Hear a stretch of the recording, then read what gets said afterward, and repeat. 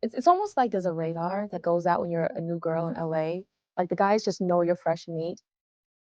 Talk to me about that name names, give me situations. Instantly, I just started meeting people. And New you met? freedom. The first person I bumped into out was Ja Rule at a club.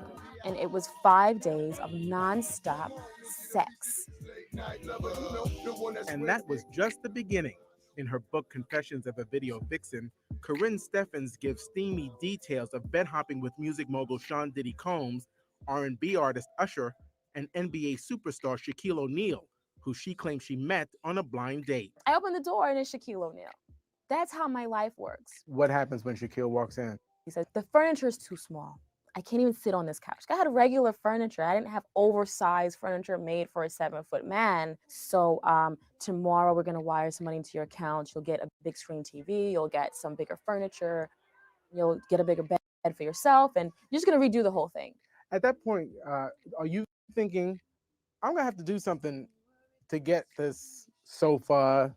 No, So in your because mind, he's just being generous. he said to me, "You're my woman now. There you go. $10,000. You're my woman." All my life, I had been doing things to get money.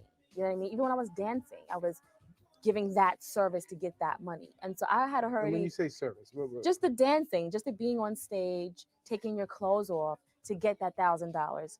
Karrine Steffens grew up in the Caribbean. There was little money and not much in the way of role models. You know, my mother would just carouse. She'd be gone for 2 and 3 days at a time. I wouldn't know where she was. Today, she's a single mother in Hollywood, raising her young son. I'm a super mom and a super cook. I am a super lover. And a pretty good dancer. She raised the heat in some high profile music videos and a big budget movie. Wait, hold on. What are you guys talking about? You get a role in a movie, A Man Apart with Vin Diesel, but you co-starred with Vin Diesel Off screen? off screen. Yeah. It was so romantic. He's a very striking man, and his presence is overwhelming. And I thought, God, he's so beautiful, and his voice and his body and the thing. Talk to me about your encounter with Bobby Brown. Bobby spent about 6 months with me here in Los Angeles. At the time, him and Whitney were separated, But still married. but still married. So he would always find a way to come to LA and always find a way to be with me.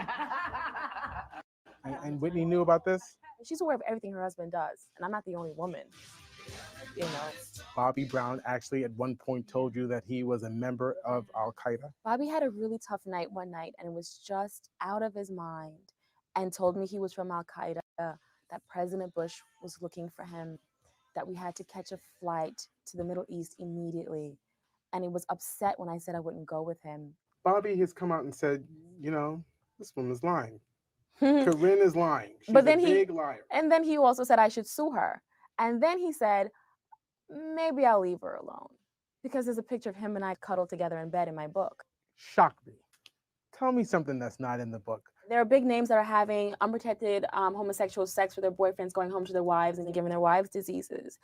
See, that's the kind of stuff that if you wrote about or that they know that you may reveal in an interview, that might get you killed. Are you that brave? I'm that brave. I'm that brave because I have no fear and I have no shame. And I don't live that way. I don't live my life that way. It's an awful way to live. Almost all of the women who I spoke to who knew that I was doing this interview said, you got to ask her about rating these guys and who was good, who was bad, who was I always say this. I was the best lover. I was the one that made them good. Baby, be mine.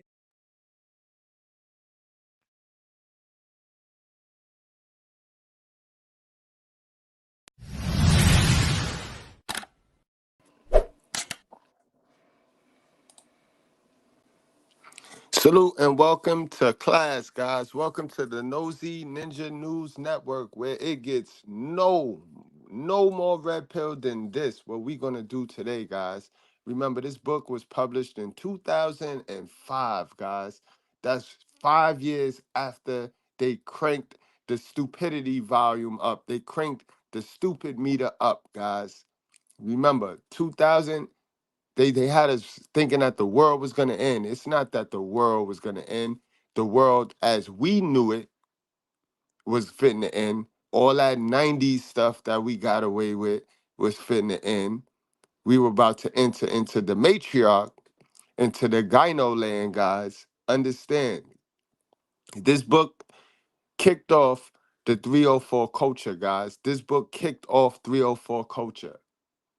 This book exposed the nature of survival women, the woman that's in survival mode, and that whole single mother and the destruction of the black family.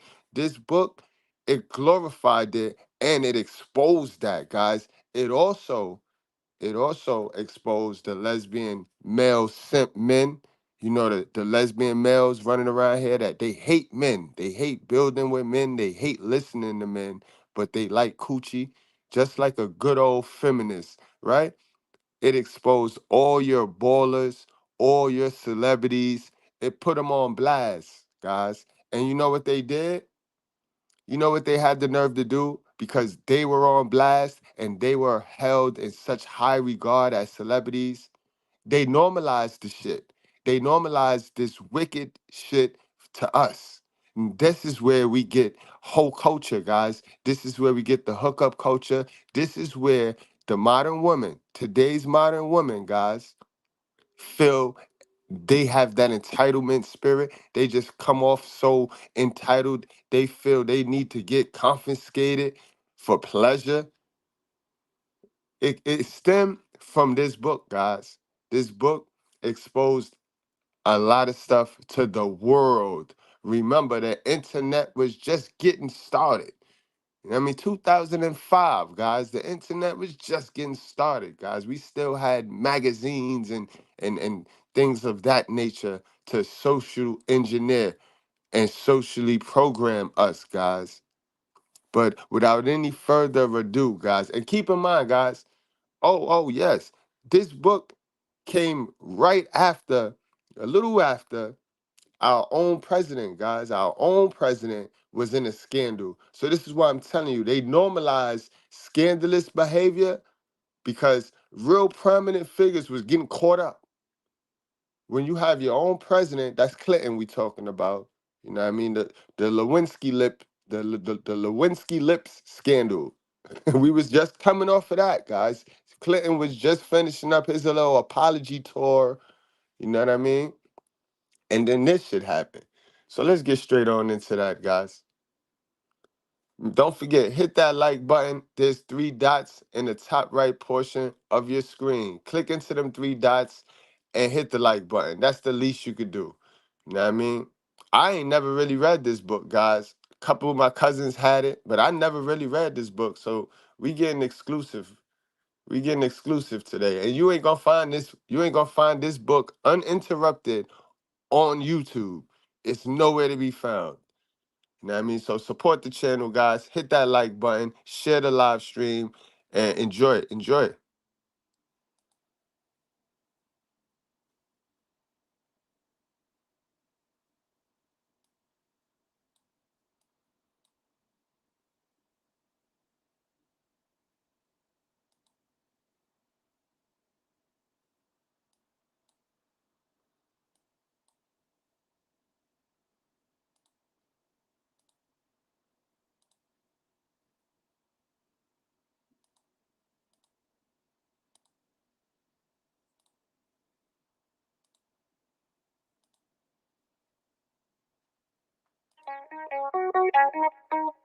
Harper Audio presents Confessions of a Video Vixen, written and read by Karrine Steffens.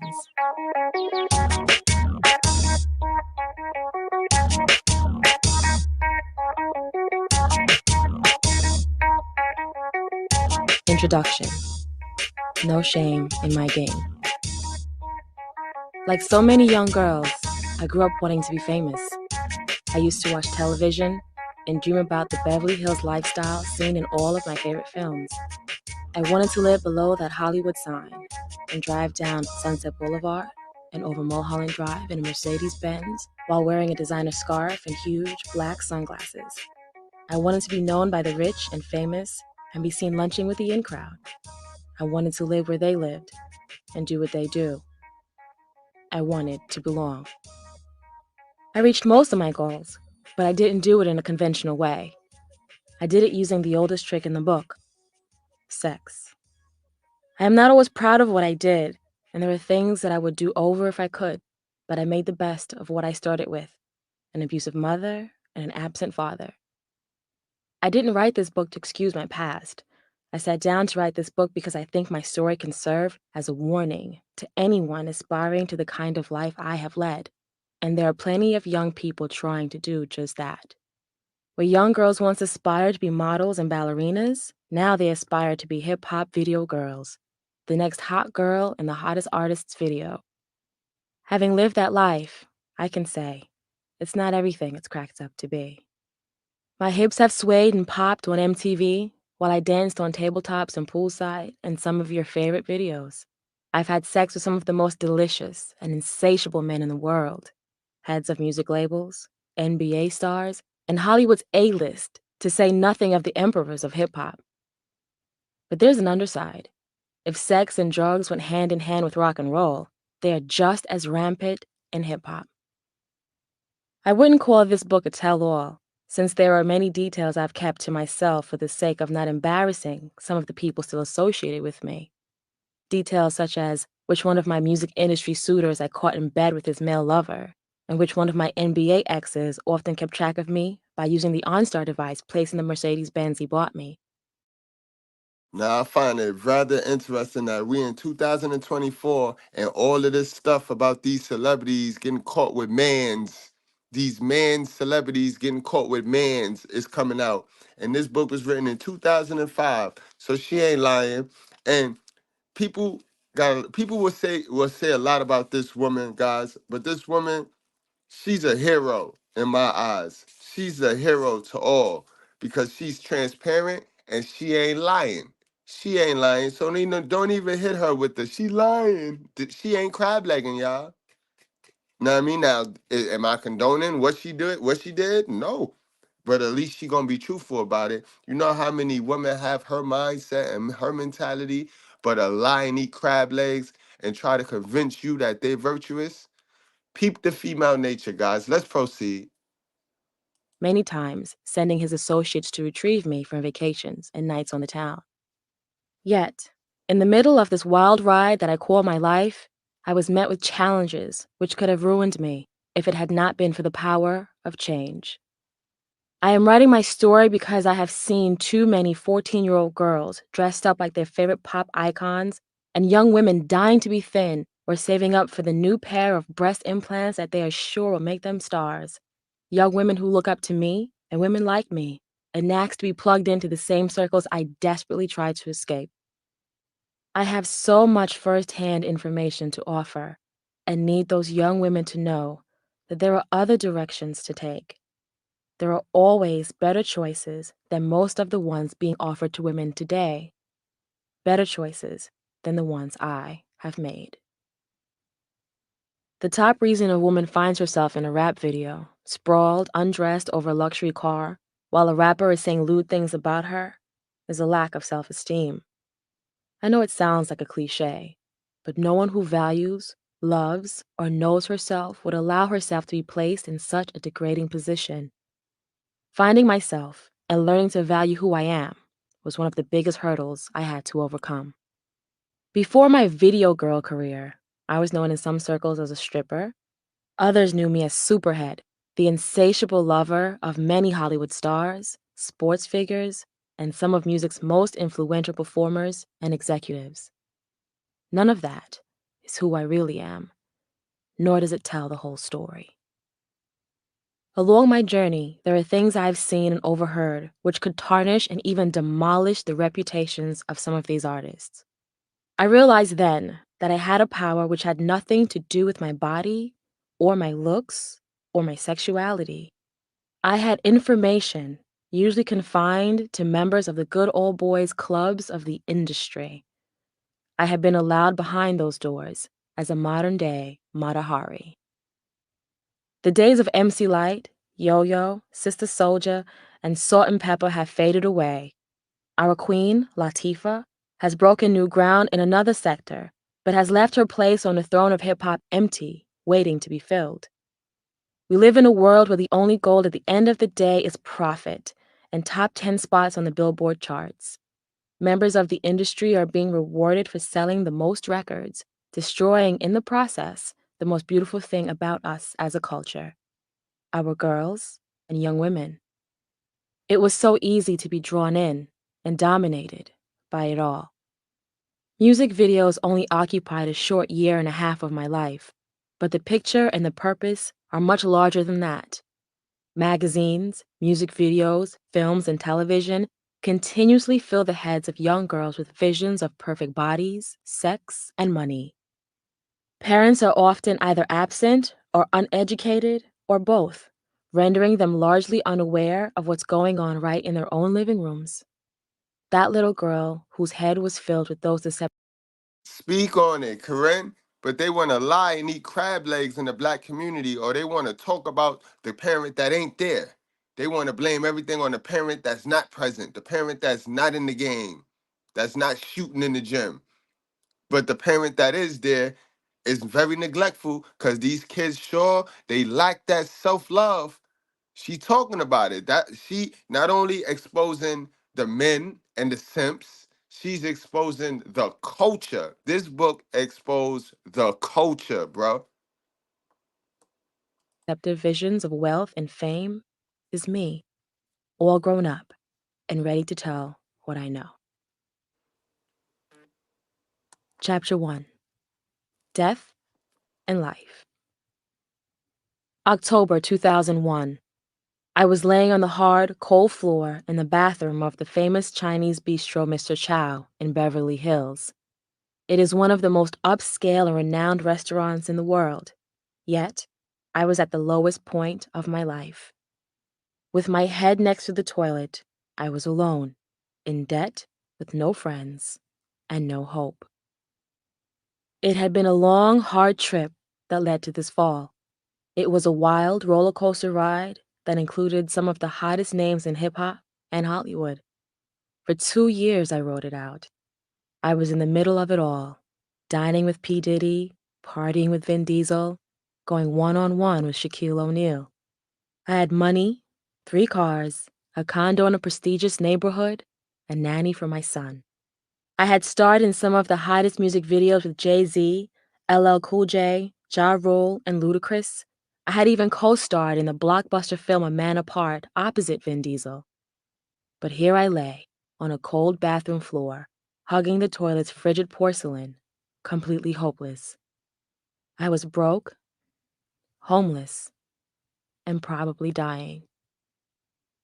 The last thing I remembered was my body shaking violently as I sat on the toilet with my head in my hands, and my friend Eva hovering over me asking if I was okay. But now I was on the floor, and she was gone. Can I move? Was the only thought swirling through my head.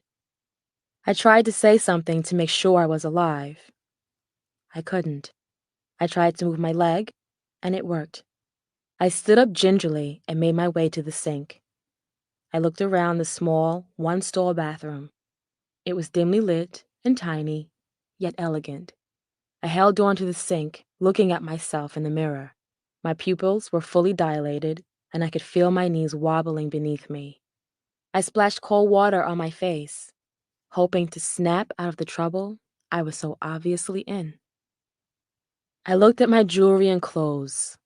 I still wore the diamond heart pendant and the canary yellow diamond earrings that my ex-husband had given me years before. My ring and bracelet were gifts purchased at Tiffany. My long nails were perfectly French manicured and my hair was long and black. My skin had been tanned by the Miami sun and my eyes were gray thanks to my colored contacts. My face was made up to perfection, compliments of MAC and Chanel.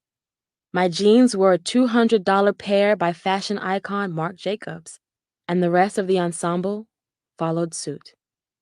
Everything was designer made, from my jewelry to my makeup to the clothes I wore, even the drugs I'd consumed. The next thing I knew, I was on the floor again.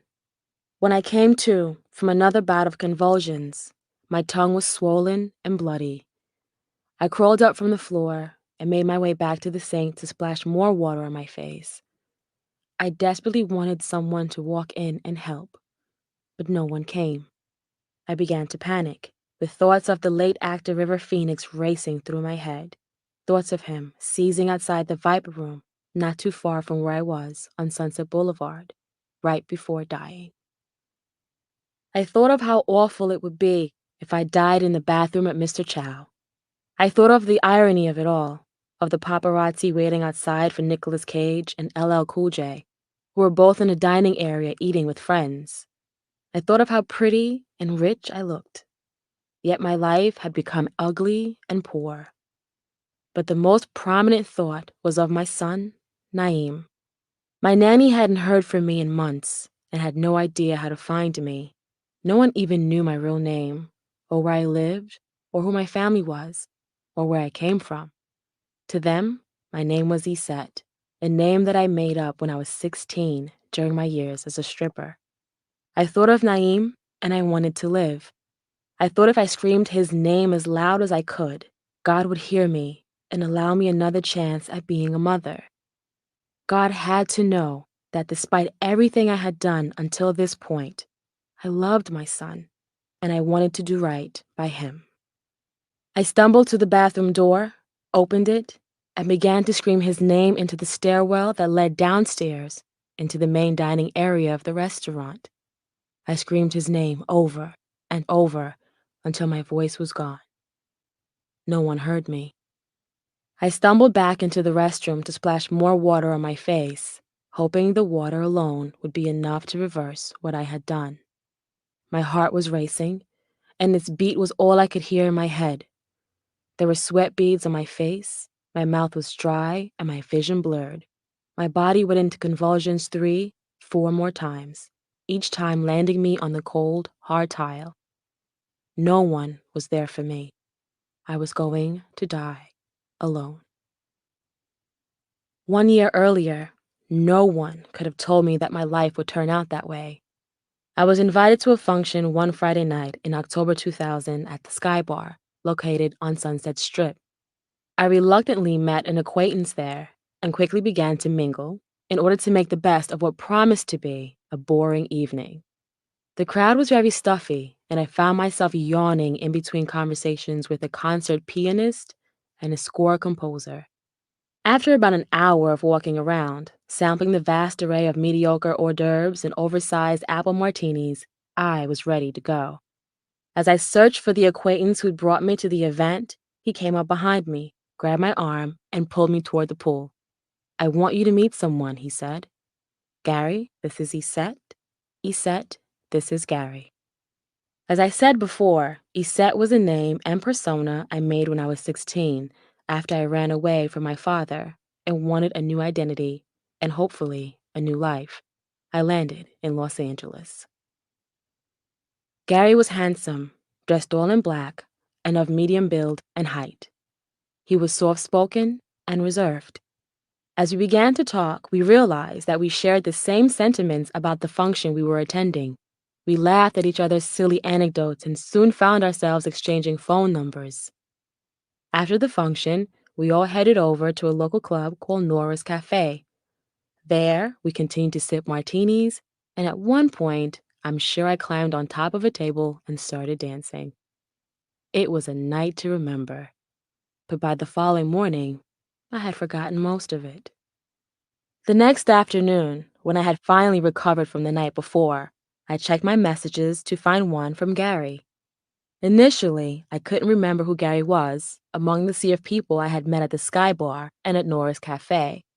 After a brief moment of recollection, I began to connect the voice with the face. I failed, however, to return the call. That Sunday, while I was driving around in West Los Angeles, my cell phone rang. The number was unfamiliar to me, so I answered with caution. "Hey, Isette, this is Gary from the other night," the voice said. I rolled my eyes in silent response. I was used to men hitting on me and thought that Gary was just another example. But I was wrong. What Gary said next would not only surprise me, it would change my life. He began to explain to me that he was a film director and he was in the beginning stages of production on his new film. He wanted me to pick up a copy of the script and read for him.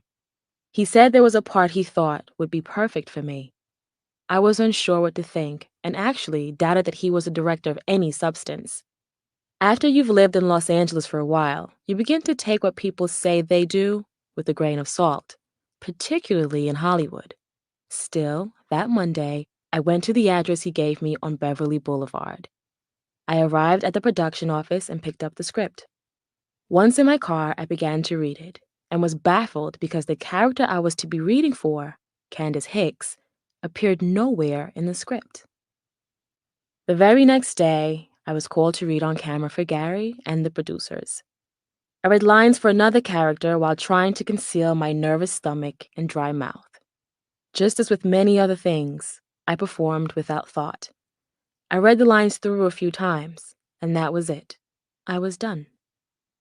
Gary walked me out to the hallway and thanked me for coming by. I was still unsure of what I had just done, what it was really for, and who I was dealing with.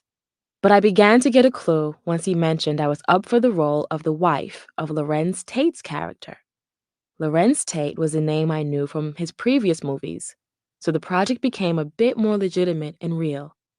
Had I known how big this opportunity really was, I might not have gotten through the audition. On the Thursday after we met, I received a call from Gary's production office telling me I had been cast as Candace Hicks, the wife of Demetrius Hicks, played by Lorenz Tate. They said the part would have to be written for me. I was thrilled. Although I had acted all throughout my school years, and being in films was something I had always dreamed of, it was never something that I felt was an achievable goal. But here it was. After I digested everything Gary's crew told me, it finally hit me. Gary was famed director F. Gary Gray, who had done Set It Off, Friday, and The Negotiator, and who would go on to direct The Italian Job and Be Cool. I was going to be part of a big-budget, new-line cinema production. When I left my sad life and ran to Los Angeles, I had no idea what I would be doing. I had no idea how I was going to survive. For me, being part of a film was much more than surviving. It was a move toward succeeding. On the following Monday, just a week and a half after meeting Gary, I showed up for my first table reading with the entire cast. Gary sat at the head of the table, and Lorenz sat directly across from me. I didn't recognize many of the actors there, but was secretly drawn to a tall, muscular man sitting directly to my right. His voice was overwhelmingly powerful, yet his demeanor was gentle. From time to time, his shoulder would brush against mine, and I would get a rush. My attraction to this man was strong. His name was Vin Diesel. Coincidentally, my first film shoot would take place just a few blocks away from the house where I'd shot my first music video. We began shooting a man apart at Zuma Beach in Malibu. I awakened at 3 a.m. and got in my car to drive to the set. I glided into Malibu by way of the well-known picturesque calm of the Pacific Coast Highway, with the windows of my car down so I could feel the air brisk and moist with dew. I was blasting my radio and sang along loudly with every song during the 1-hour drive from my condo. I arrived on the set and headed directly to the catering truck for a breakfast burrito, then sat in the hair and makeup trailer. I was officially an actress. I felt that everything I had done up until that point, everything that had happened to me, from my abusive childhood, the rape, being a teen runaway, the stripping, had not stopped me or beaten me. I had reinvented myself. I was moving on, and hopefully, moving up. Perhaps when one has a difficult start in life, the universe has a way of balancing everything out. I do believe that every cloud has a rainbow and a silver lining. I have had many, many clouds, more than most. Chapter 2: The Sins of the Mother. I hate my mother. Those are strong words that are forbidden and shunned by God, and I struggle with this emotion every day of my life. But it's how I feel. As a child, while I would see other children long for their mothers, cling to their mothers, cry for their mothers, I was glad when my mother was away. I hated to be near mine. I hated to hear her voice and would feel nauseous anticipating her return home from work. I cringed when she was in the same room with me and looked forward to bedtime because that meant, at least for the day, my time with her was over. I was fully aware of these feelings as early as 3 years old. It seems almost unnatural for a child to despise the woman who gave him or her life, but my life was different, and I knew I wasn't like other children. My mother is beautiful. She's a one-woman melting pot of Puerto Rican, Jamaican, and Danish heritage. I remember her skin as being lightly tanned and her hair thick and wavy. She walked with a switch and a sway, and everywhere she went, men followed. She bathed herself in perfume and wore tight-fitting clothes. She adorned herself with 24-karat gold. She was never without a man, somebody's man. But even with all of her beauty and charm, there was another side to Josephine. She was a very unhappy woman who didn't have any female friends. She based her whole existence on the ability to get a man, and she always seemed unhappy because one of these men, who she so desperately needed in her life, had done her wrong. There was a revolving door of men when I was growing up. Some of them even came back for seconds and thirds, but none of them ever stayed. I knew she loved my father and wanted to be with him, but he too didn't stay. His time with her seemed to be just that, time. And time makes things change. I witnessed my mother running around town aimlessly. I would hear the women around town talk about her. It usually followed a complimentary comment about me. Karrine, she's so smart. You know, she's the only one who scored 100 on her test last week. But that mother of hers, I heard she was seen with so-and-so's husband.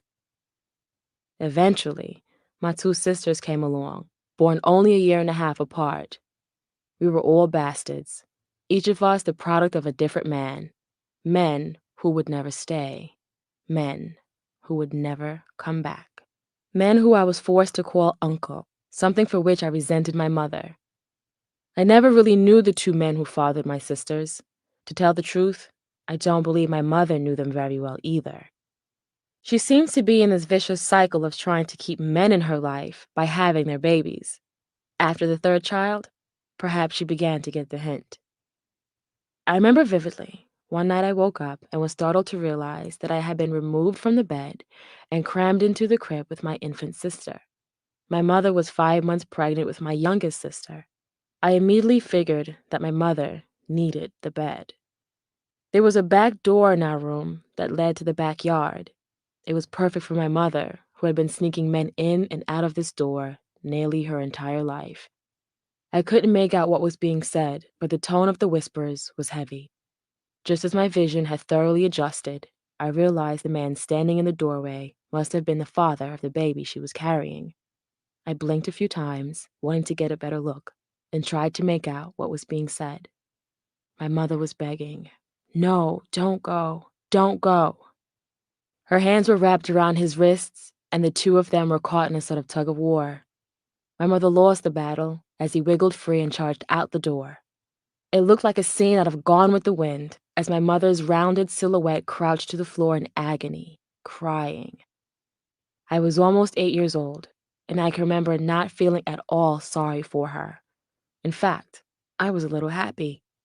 She deserved to feel the same sort of pain she had inflicted on those around her, including me. I was so embarrassed to be my mother's daughter. When I heard the women talk about her at my school and in the streets, I hung my head in shame. And as much as I hated my mother, I believe she felt the same way about me. I was a reminder to her of everything she could not be. I was young and had my whole life ahead of me. I was smart, and the entire island where I grew up acknowledged me. I was my father's daughter, and around the island, even though he had long since left, people remembered him. He had owned a few businesses on the island and employed many people. My father was charismatic, and because he was from New York, he stood out on the tiny island. I would hear stories about how handsome and smart and witty he was. A woman once stopped us in the street and said I was beautiful and that I looked just like him. As she walked away, my mother pulled me to the side and said, "She's lying. She's just saying that because she used to like your father." My mother always made me feel I was less than a person. She despised the fact that I received constant praise and she was worthy of none. Before I was born, she was the center, and now I had taken her shine. We were in competition from the day I was born. My purpose in life was supposed to be to keep my father with her, to make him love her. But a one-night stand is just that, no matter how long it lasts. The mistake he made wasn't leaving her, but leaving me with her. I was born in 1978 on a hot, sticky, late August day on the 28-mile island of St. Thomas. My mother was an 18-year-old native. My father was 26 and lived on the island from 1976 to 1984. After my father went back to his life on Long Island, New York, my mother and I lived with my grandmother, Vivian, in her 4-bedroom house. Along with me, my mother, and grandmother were also my aunt, 2 cousins, and 2 uncles. Later came my 2 younger sisters. In all, there were 10 of us sharing 4 bedrooms. The house had 1 bathroom, uncovered windows, no hot water, no washing machines, and no air conditioning. On most days, we had to boil water for our baths. On those days, my 2 cousins and I shared the same bath water. The rule was the youngest bathed first, which was one of the few times being the youngest paid off for me. But sometimes there was no time to boil water, and that's when we took cold showers, and took them very quickly. My grandmother would wash all the clothes by hand, everything, towels and sheets, jeans and shirts. Everyone was supposed to wash their own clothes, but my grandmother could often be seen outside with 2 large barrels washing everyone's clothes. Then they would be hung out to dry on the wire lines she had tied between 2 poles in the backyard. The bathroom was small and run down, as was most of the house. The water supply was prepaid and delivered to the house by a water truck, which funneled the water into the cistern below the house. Because of this, we weren't allowed to use much water, so we kept empty buckets outside to save rainwater, and even saved bath water in order to flush the toilet. My grandmother saw no sense in flushing the clean water that could be used for drinking. Come winter, spring, or fall, sunshine or hurricane, the windows to our house always seemed to be open. There were actually louvers, metal shutters with a turning handle which would open them. There was no glass or screens to protect the house from insects or even large animals. It was not unusual to come home to a bat or a tarantula, a stray cat, dog, or chicken in the house. It was common to just chase them into the backyard. The backyard was like another world, filled with fruit trees like banana, papaya, guava, avocado, and passion fruit. Stray animals lived back there, surrounded by a plethora of herbs that my grandmother would boil down to make home remedies for any and all ailments. This was the way life was there. It was normal. It was also normal for my grandmother to take care of us all. My mother would stay out all night, sometimes not returning for days at a time. But my grandmother Vivian was always there. I called her Ma. She encouraged me and she supported me. I was a smart kid, well known for my academic achievements. I was always featured in the school plays and showcases. When the Steffens Corporation built a resort on the island's waterfront in 1983, I was invited to recite poems I had written and to cut the ribbon at the opening ceremony. My grandmother was there. My mother was not. My mother never came to any of my events. It was my grandmother who made sure that every time I performed, I had shiny, new patent leather shoes and a brand new dress. She was adamant that no one ever saw me in the same dress twice. My grandmother was strict, but it was evident that she loved me. The relationship between my grandmother and my mother was quite a different story. There was something there, and I was never sure what it was. My grandmother Vivian had 7 children, some from different fathers.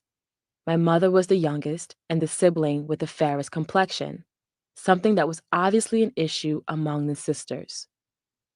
I believe that my mother's father, Axel, was the only man who married my grandmother, and my mother played that card as often as possible.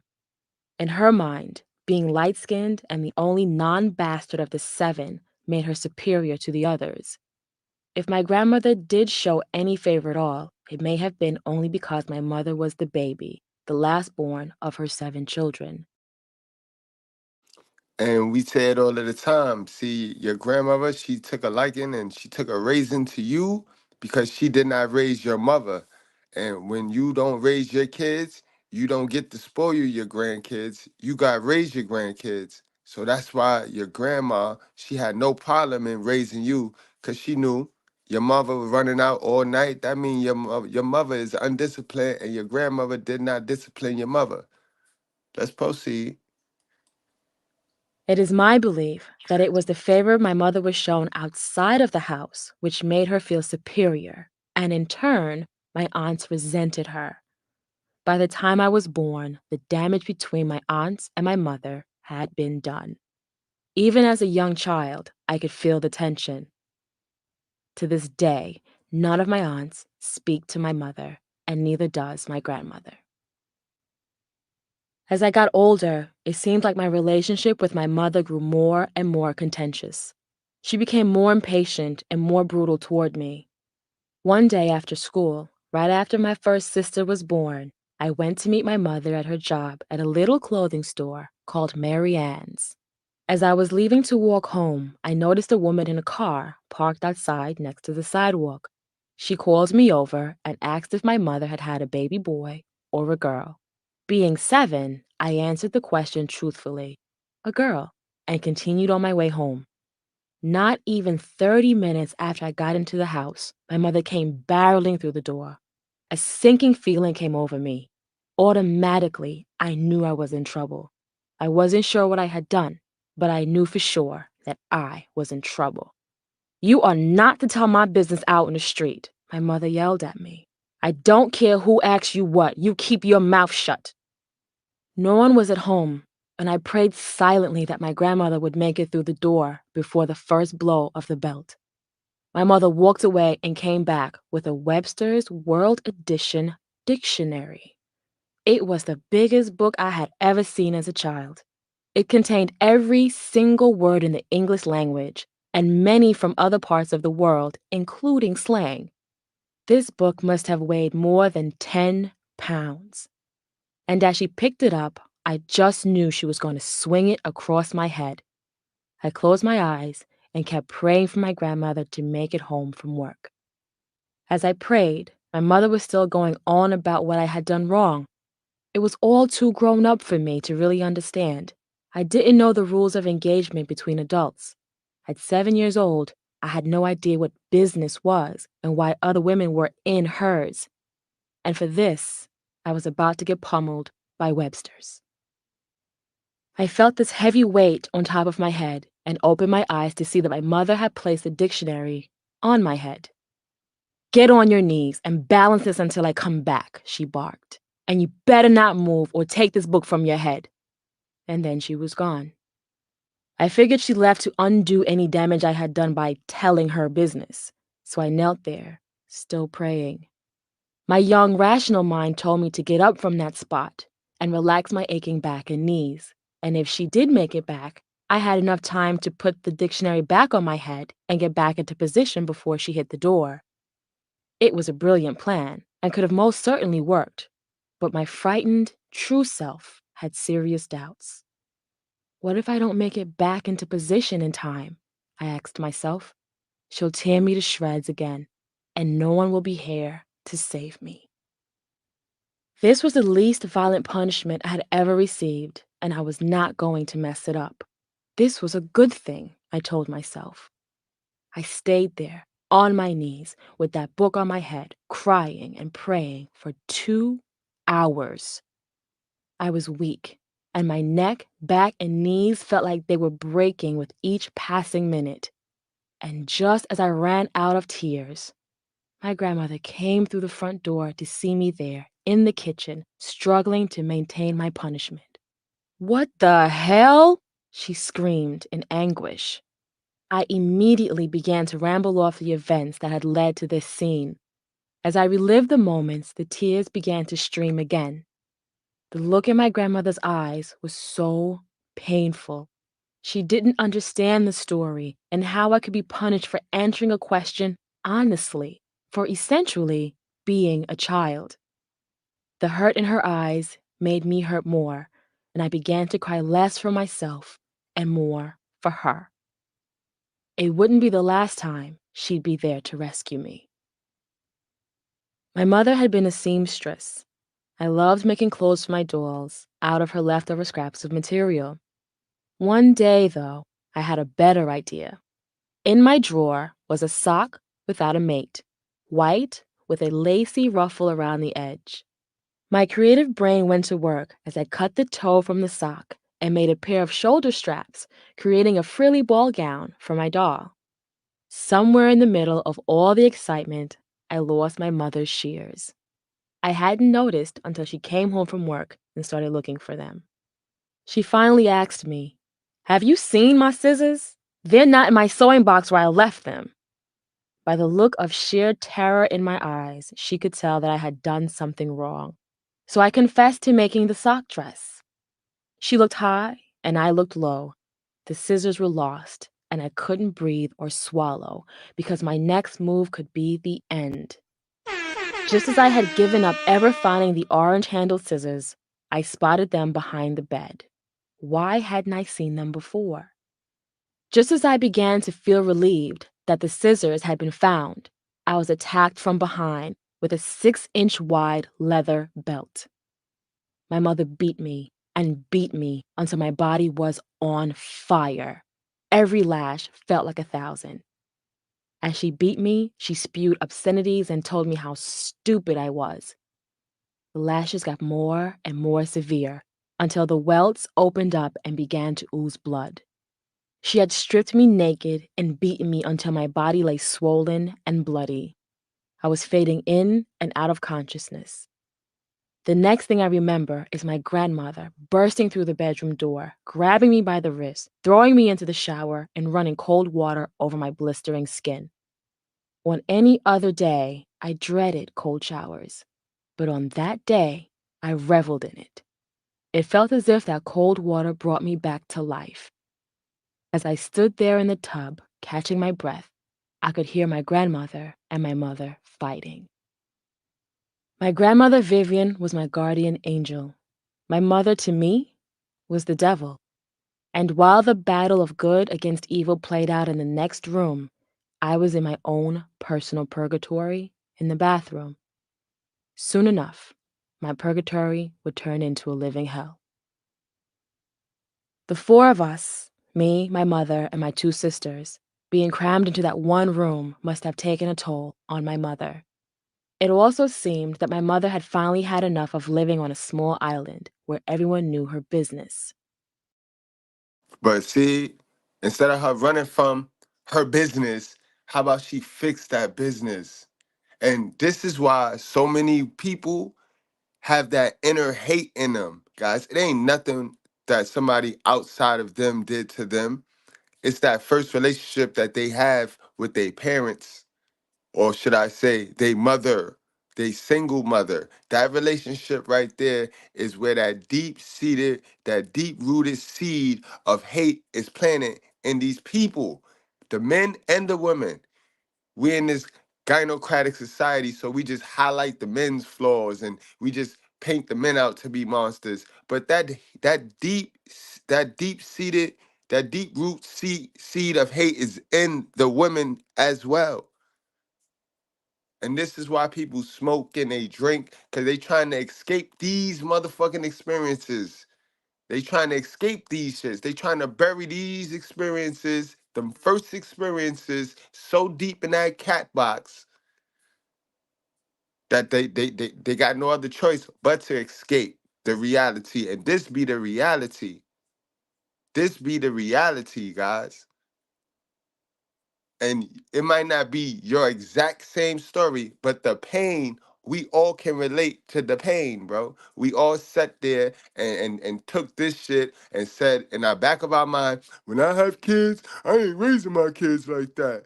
And we lied because some of us just never got to the right information. So we went and did the same shit that we saw happen to us, to our kids, and the generational curse continues. Let's proceed. When I was 10 years old, we packed up and moved to Florida. We arrived during one of the state's coldest winters, which seemed fitting. I didn't appreciate the change in venue because it took me away from the one person who was always in my corner, my grandmother. I was in 5th grade and became a social outcast. I wasn't as pretty as the other girls in my school. I had an accent from my years on the island, and I wasn't the academic standout I'd been back in St. Thomas. This was a much bigger playing field. I was lost, and my mother didn't help. I remember my 5th grade banquet. It was the end of the school year, and I had gone through the entire semester looking and feeling like a misfit. My clothes were never up to date, and I wore the same things over and over. There was hope for me to redeem myself at the banquet because my mother would be making my dress. When she arrived home with a few yards of a peach satin material, I was pleased.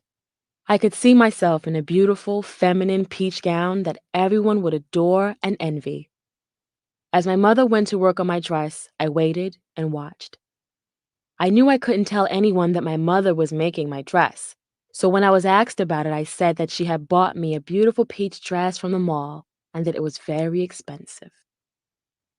3 days after my mother had started the dress, it was finished. I raced home to see the finished product. There it was, hanging on the closet door in my room.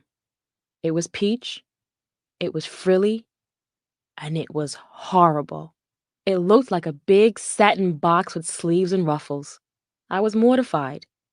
Holding back the tears of disappointment, I tried the dress on as she had instructed, and it fell over my tiny frame like a brown paper bag. I arrived at the schoolyard for the banquet with this peach drape hanging over my bony shoulders. I heard the laughter, but I pretended that I didn't. I felt small as I looked around the room at everyone else's dress. I wished I were invisible. As the day went on, I grew increasingly self-conscious and watched the clock, constantly waiting for the banquet to end. Finally, when my mother picked me up that afternoon, she spoke the words which would stay with me forever. Upon seeing all the other girls' dresses, she said, "See, that's why I made you a dress. I don't want anybody looking at you." Now that we were far away from the island, where I had family and friends who loved and supported me, she could make me look and feel so small, no one would notice me. And she did. However, by the end of my 5th grade year, someone did notice me. His name was Kevin. I don't remember much about him, except that he had blonde hair and blue eyes, and I thought he was the cutest boy in my class. After school, I invited him and another boy, as well as one of my best friends, back with me to my house. There were only about 2 hours between the time when I got home from school and the time when my mother returned home from work, but I began to find ways to maximize that little block of time. On one afternoon, Kevin gave me my first real kiss. I was 10, and a lot of things inside of me would be different from that point on. I would crave the feeling I had the day when he kissed me. I felt loved. I felt pretty. I was acknowledged. And I wanted more. Chapter 3. Flower Off the Bloom. My mother had been diligent in making sure that my life was as miserable as possible. I was never allowed to leave the apartment for anything other than school. There were no trips to the mall or skating rinks for me. Nothing that would help me fit in with the other kids. Still, I eventually started to make friends in my new home in Tampa. Some activities, some fun outside of the confines of our small 2-bedroom apartment. When I turned 13, I found a best friend, Charlene. She was wonderful, and my mother, to my surprise, liked her. She was able to talk my mother into letting me go with her to the mall. Charlene told her that her mother would be picking us up afterward. I couldn't believe that I would be pulling up and walking around without an adult. This was a new, liberating feeling, and I liked it. I finally felt normal. We spent 3 glorious hours window shopping, talking and walking around the mall. Charlene's mother was scheduled to meet us out front in less than 3 hours. We waited for a while, and then finally, a car slowed to a stop in front of us. I stepped toward the end of the sidewalk, grabbed the door handle, then stopped.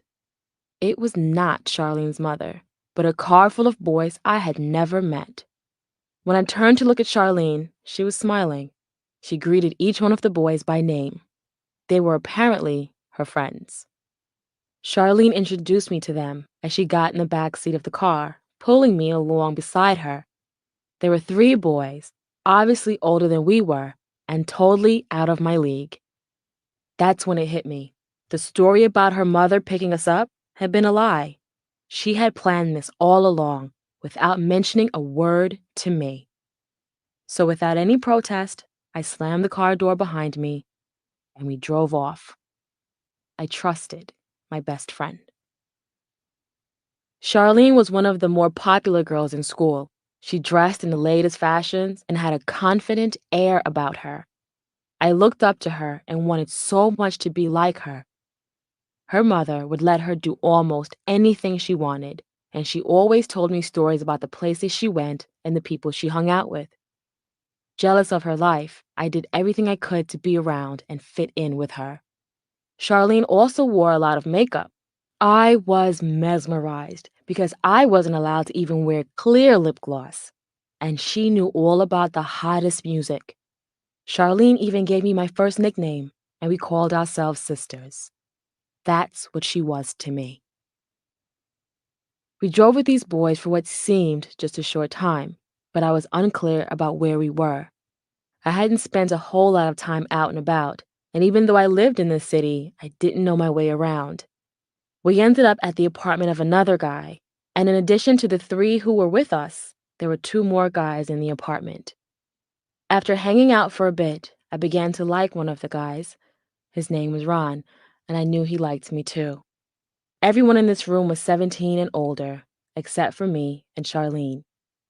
The boys made me feel comfortable and accepted. So when Ron asked me to follow him, I did, right into the bathroom. It was tiny and cold. He asked me if I had ever had sex before, and I hesitantly answered no.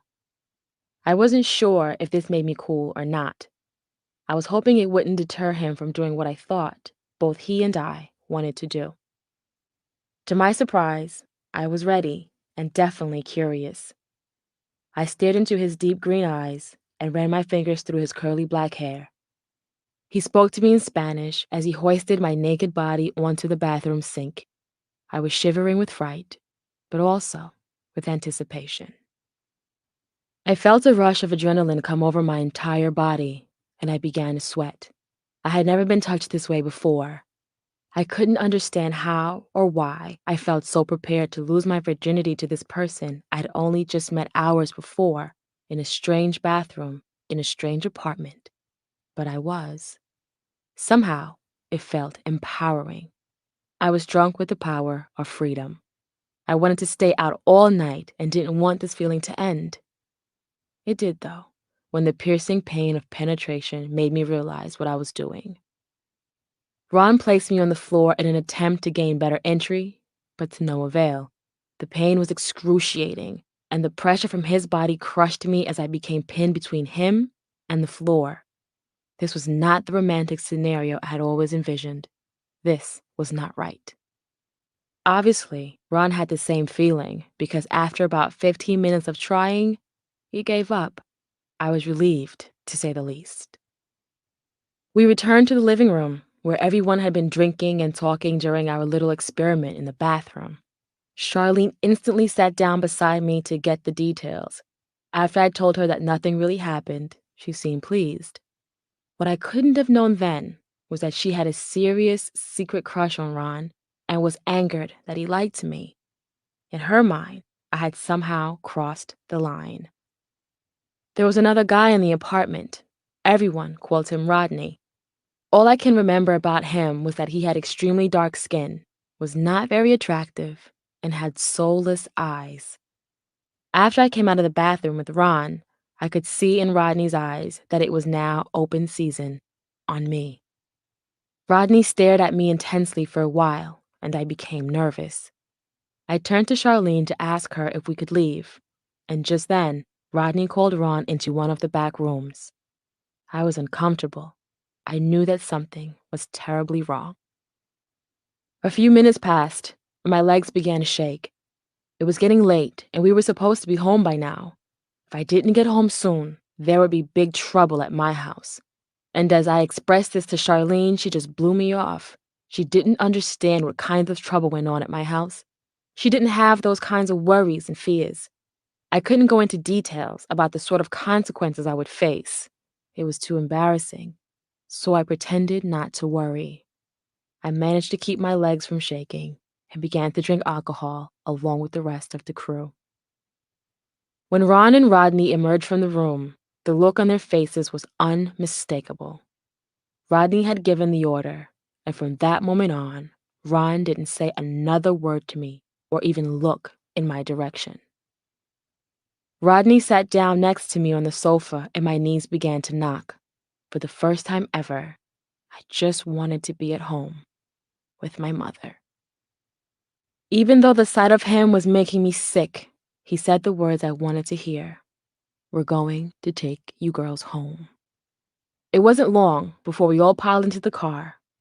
It was late. The sun had gone down. I knew I would be in big trouble when I got home, so I began bracing myself for the worst. Whatever the punishment would be, it would be better than being out with these people. As we drove toward my street, I began to feel a bit relieved. Finally, I could see the two-story structure I lived in becoming larger and larger still. Yet, as we got closer, the car moved faster, and we sped right past my apartment. I alerted the driver that he had missed a stop. "My apartment is back there," I yelled. Everyone in the car was silent. I was sandwiched between two guys, one of them, Rodney, in the back seat. Charlene was pinned against the back right door, and when I looked over at her, she stared out of the window as if everything was going as planned. I stared out of the window too, with my eyes welling with tears. Then Rodney ordered, "Let's go to the house." I felt a sense of relief. If I could just get out of the car, I could get away. I could run to a public place and get help. I was growing increasingly terrified. I was particularly scared of Rodney. He had that look in his eye. He was harsh and abrasive, and the other guys seemed afraid of him. He was in charge, and no one in that car would dare stand up to him.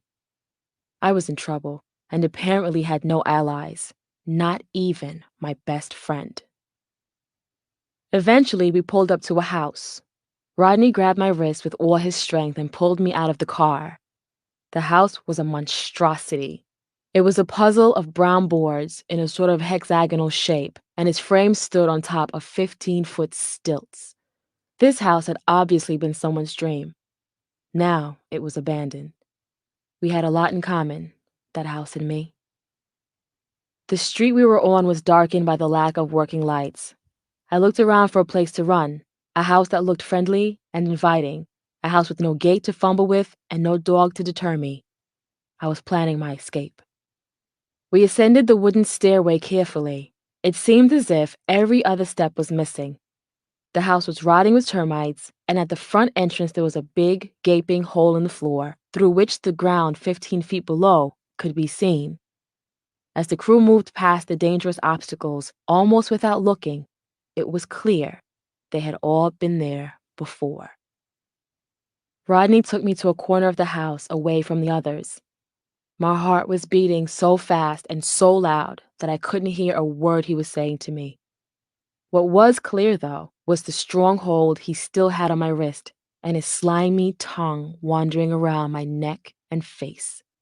I wanted to throw up on him. He licked and kissed my shivering frame. He lifted my shirt and roughly fondled my underdeveloped breasts before he began to unbutton my jeans. My right hand became numb from the grip he had on me, and I was beginning to cry. I cried silently, and to my disgust, my tears excited him. He began to ravish me, tearing the stitching of my shirt and scratching my skin as he tugged at my pants. The neighborhood dogs had been barking from the moment we pulled up to the house, and by this time, the neighbors were in their yard. I could hear them talking, wondering what was going on. My silent cries grew louder and eventually turned into a scream. "Call the police," I heard from outside. Rodney loosened the grip on my wrist and relocated it to my neck. "Let's go," was the order, and everyone barreled out of the house, down the stairs, and back into the car. It must have been extremely late because there were no people anywhere as we drove around the city looking for a place to finish the evening. Rodney took hold of my wrist again, and now he was mad as hell with a fire in his eyes. I could tell by the conversations in the car that Rodney, allegedly only 18 years old at the time, was a criminal and had spent time in jail. I was terrified and had become almost numb at this point. I stared blankly into space, my breathing slowed, and I went to another place. I was back home on St. Thomas at my grandmother's house. I was picking the fruit from the trees, bananas, papayas, guavas. I was young again and safe. I could smell my grandmother's fish and rice. I was loved. The car stopped abruptly when Rodney gave the order. I opened my eyes and saw the motel. I was never going to get out of there, I thought. Rodney got out and unscrewed the bolts of the air conditioner of the courtyard-style motel room. He pushed the air conditioning unit into the room, crawled in behind it, and unlocked the door for the rest of us. I just stared into space, a zombie. Exactly what happened after this remains a mystery to me because I was gone, back in a happy place. I do remember there were 2 beds in the room. Rodney and I were on one. Charlene, Ron, and the other guy were on another. They were talking and laughing amongst themselves, as if what was going on in the next bed was not disturbing. I was trapped under the covers by Rodney. As he lay on top of me, his right hand was around my neck, his left hand pulling off my pants. The next memory is of him inside of me, tearing away at my insides. I screamed and cried simultaneously. I clawed and kicked tirelessly. He took the hand from my neck and covered my mouth with the same forceful grip he had applied to my wrist. I could feel his hot, moist breath as he panted over me. A puddle of murky sweat pooled under my ribcage and in my navel. He was dirty. His body carried the odor of devious determination. I could feel my virgin skin ripping, and the pain sent strobes of light shooting through my head as I overheated from the panic. I couldn't catch my breath, and I couldn't fight anymore. He was winning, and I was losing much more than my purity. My insides weren't as inviting as he would have wanted, so the next memory I have is of him giving Ron the order to hold my legs down while he went to the bathroom. I was shaking, and the look in Ron's eyes was pitiful. He knew this was wrong, but he wasn't man enough to face Rodney. A few short seconds later, Rodney returned with something in his hands. He began rubbing his hands together, and lather began to form around his rough, black fingers. He rubbed soap into my torn flesh in order to gain lubrication. I screamed in agony. It burned as if it were acid being poured directly into my lacerated cavity. Exhausted and relieved when it was over, I fell asleep.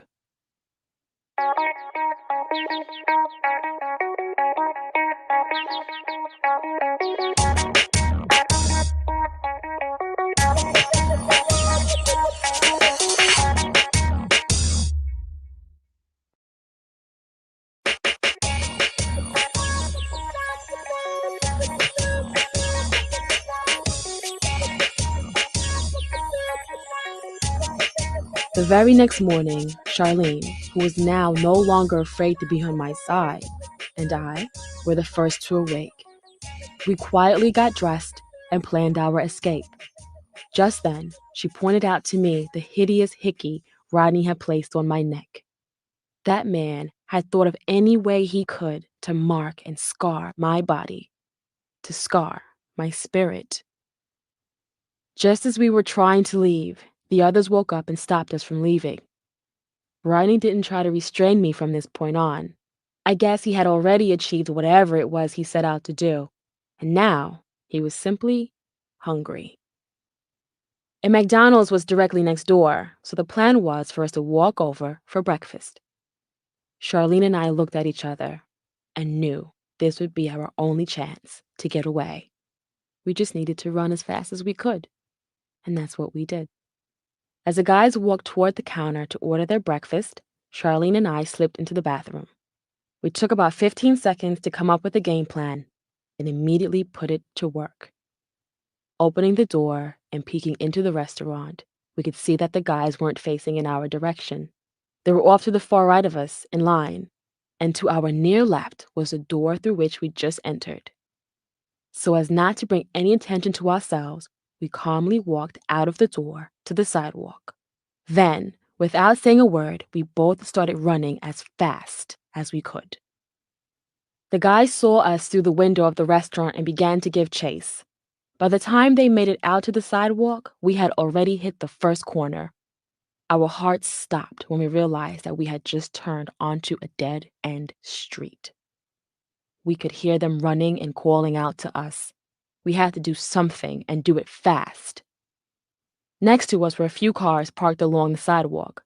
Again, without saying a word to each other, we instinctively crouched down and slid under one of the cars. Seconds later, the sound of their feet stopped, followed by whispers. I couldn't hear what was being said over the sound of my heart beating, and in an instant, they just gave up and walked back toward the McDonald's. Charlene and I didn't trust the situation, so we waited a few minutes before we moved from under the car, then ran quickly toward the nearest payphone. Charlene called her mother and told her to pick us up at the corner. When she slammed the phone back onto the receiver, I felt this part of the ordeal was over. But I knew that there would be something just as traumatizing waiting for me at home. The ride to my house was surprisingly calm. As I sat in the back seat of the car, Charlene and her mother were deep in conversation.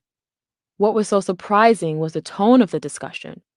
Although her mother was obviously disappointed, she was still kind and loving. She listened, and when it came her turn to speak, she did it with more concern than anger. I wondered if Charlene understood how great she had it, and then I thought about what would happen when I walked through the door at my house. My heart began to race, and I was having difficulty breathing. From the ride in the car to the long walk to the front door, I was blank. I don't remember everything clearly during that short stretch of time, but I do remember my mother answering the door. Without even blinking, she grabbed me by my hair and threw me to the ground. She began to punch and kick my head, neck, and chest. She screamed, "You smell like sex. You're disgusting. Go take a shower." I was waiting for Charlene's mother to jump in and save me, but she and Charlene stood in our front doorway with shocked looks on their faces.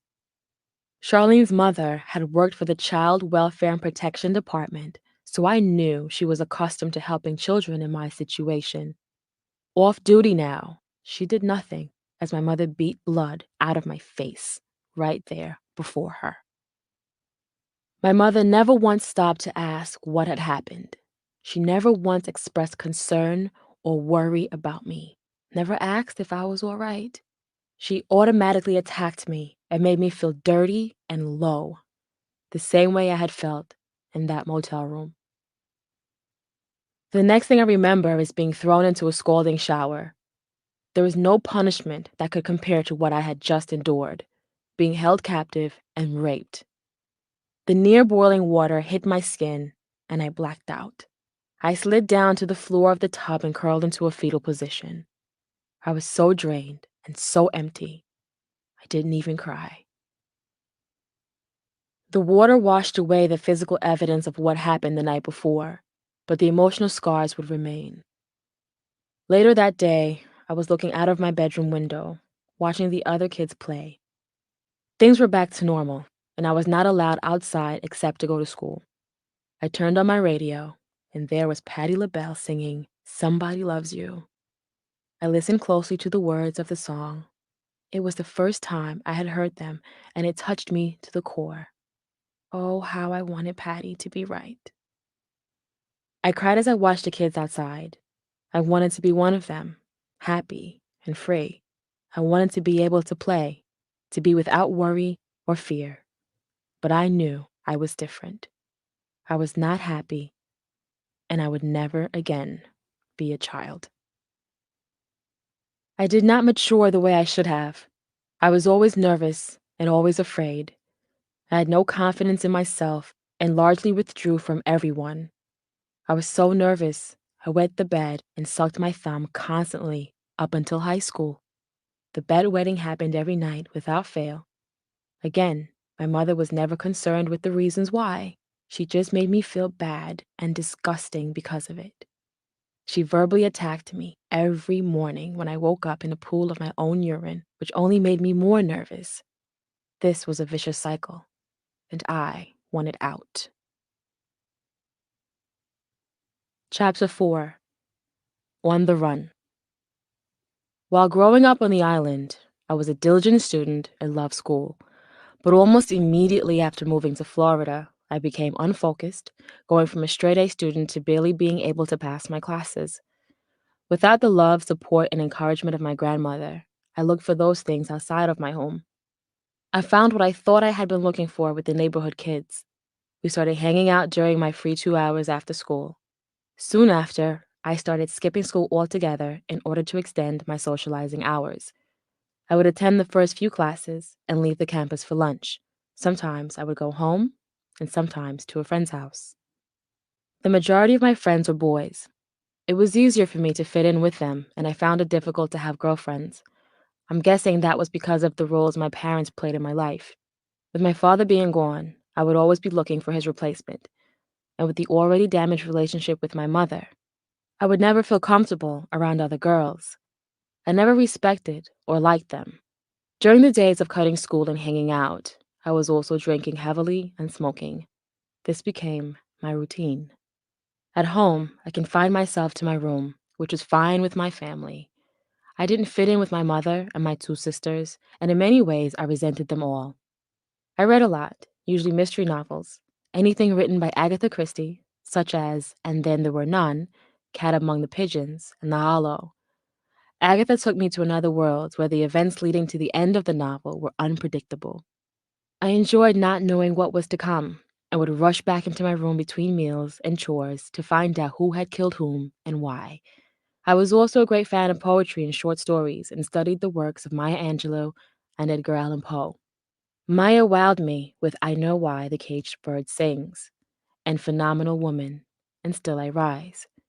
Maya gave my spirit strength with her mothering voice, while Edgar Allan Poe took me back to timeless and formal elegance in literature. I studied his techniques in such poems as The Raven and Nevermore, and his short stories. I discovered myself in books and in music. I listened to the radio, singing along, pretending, imagining myself a star. I would reenact scenes from my favorite films and rehearse my acceptance speech to the Academy in front of the mirror. I spent time writing poetry and recording all my thoughts and pain in my journals, becoming increasingly introverted and an outsider in my own home. Of all the Christmases I spent with my mother, one, when I was about 14, made the biggest impression on the rest of my life. From the day I came home after being raped, my mother began to tell everyone who would listen what an awful child I was. She told friends and family members that I was evil and on drugs. When the beatings were particularly vicious, I reached out to counselors and officials at my school. I showed up at school with bruises, lacerations, and even a sprained neck, but my mother had them all fooled. She lied to cover her actions and made me out to be the bad one, eventually succeeding in making everyone dislike me. Things had become inverted since we left St. Thomas, and now She was the good guy. This particular Christmas, I left my room and walked slowly into the living room. There were maybe 45 presents under the tree, and my little sisters were tearing away at their wrappings as my mother sat on the couch, snapping pictures. I walked closer to the tree, and my eyes began roaming around the base of it, looking for my gifts.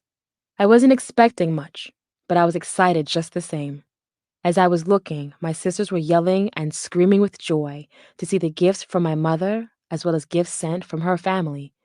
My mother's family had always been split, her mother's side and her father's side. Once we moved to Florida, she disconnected from her mother's side and only acknowledged her father's family. I stooped down and began kneeling so I could get a better view under the tree. I cleared away the mountains of torn wrapping paper and ribbons and pushed my sister's gifts to one side. I continued to look, and as I did, no one said a word to me. No one even acknowledged my presence. I retreated from the Christmas tree once I realized there was nothing there for me. Not one thing. My mother had made everyone believe I was unworthy, and no one in the family showed me love during the holiday. Of course, her father's side of the family believed what she said. They had never known me. They had never loved me. My heart sank into my stomach, and it became a few degrees colder in the room. My mother could never have gotten away with this if my grandmother had been around. She had purposely disconnected me from my roots. She had brought me to this town to figuratively kill me off, and I would have to fight to stay alive. I closed my bedroom door behind me and plowed into my mattress. At first, I began to cry, but then I received a call from a boy I liked that kids in the neighborhood called Petey. He was older than me, around 19 years old, and had just moved to Florida from Queens, New York. I can't remember how we met, but I was glad we did. He was sweet to me and would always ask me how I was doing. He always wanted to know if I had a bad day and what was wrong. I answered the phone to hear, "Hey, baby girl, Merry Christmas." Smiling from ear to ear, I replied, "Hey, Petey, I'm not doing so good. I didn't get anything for Christmas, and no one even spoke to me." Petey seemed as disappointed as I was and said, "Don't worry, baby girl. I'll get you something. I'll have it for you when I see you again." He made my day. I hung up the phone and lay in bed, feeling better. I replayed that conversation in my head over and over. Over the next few years, things at home would continue to deteriorate. I decided to fight back. I told myself that the next time my mother put her hands on me, I would hit her back. I cannot recall exactly what the issue was on that day, but I do know that when my mother hit me, I kicked and punched back. I fought for my life that afternoon in the hallway of our apartment. "You want to fight?" she screamed. "You want to fight? You can't beat me. I will kill you." I believed her. I didn't win that fight, and I realized I couldn't stay. I packed a few things, left my mother a note, and sneaked out of my first-story bedroom window. I was running away and had no intentions of ever coming back. I don't remember what was packed, but of the few belongings I was taking, my Wu-Tang Clan tape was my most treasured. It was my first hip-hop tape, and it would soon serve as a soundtrack to my first taste of voluntary freedom. I played that tape until the ribbon popped. I had been on the streets for about 2 weeks, going from pillar to post, staying with friends and friends of friends. Everyone I knew was older than me and had their own apartment. I stayed with older boys and even stayed at an abandoned house of a guy who had been sent to prison. I was not alone, however. Charlene, my best friend, came along for the ride. She and I had never discussed what took place the night I was raped, but we still remained friends. We were soon met by some other runaway girls who frequented the area and knew the guy who owned the abandoned house. I was homeless, underfed, and, on many days, dirty, with nowhere to take a shower. What I hadn't realized about this abandoned house was that it was in a crack-infested, prostitute-riddled neighborhood. I was so naive. One time, I was standing on the corner with a couple of the girls from the house. We were at the local liquor store asking for change to buy food when a stranger in a car invited us back to his place. We jumped into the car with the Jamaican stranger. I was eager to get something to eat and a place to shower. In retrospect, I realized he thought we were hookers and he was looking for a good time at our expense. Fortunately, back at his place, his friend didn't want us, and we were consequently returned to the street corner where the guy had found us. Still, I would rather have lived in this abandoned building with no lights and no water, begging for food and money in the worst neighborhood in Tampa Bay than go home. It seems almost impossible to imagine now, but I lived on the street for close to a month. One Saturday night, I was hanging out on the strip where there were teen clubs and places to eat, a movie theater, and such. This was my first time in this part of town, and my first time hanging out like this. The night air felt cool and inviting on my face. We were all smiling and laughing and carefree. Charlene and I, and the other girls from our place, were all there together, acting like the kids we were. We weren't concerned about a thing. We didn't have any money or anywhere to go at the end of the night, but we were happy to be there among our peers. I was the happiest of all. I saw friends from school who I hadn't seen since I had run away, and they all let me know about the signs my mother had posted around school and the neighborhood. I knew she would be looking for me, but I was shocked when I turned around to see her standing right behind me. There was my mother, with her best friend in tow, side by side with a few members of the Tampa Bay Police Department. Her arms were folded tightly, and I could see the look of ire on her face. She gave me the eye, and I knew my life would never be the same after this night. Suddenly, her look changed from anger to concern and relief. It was a big act for the police.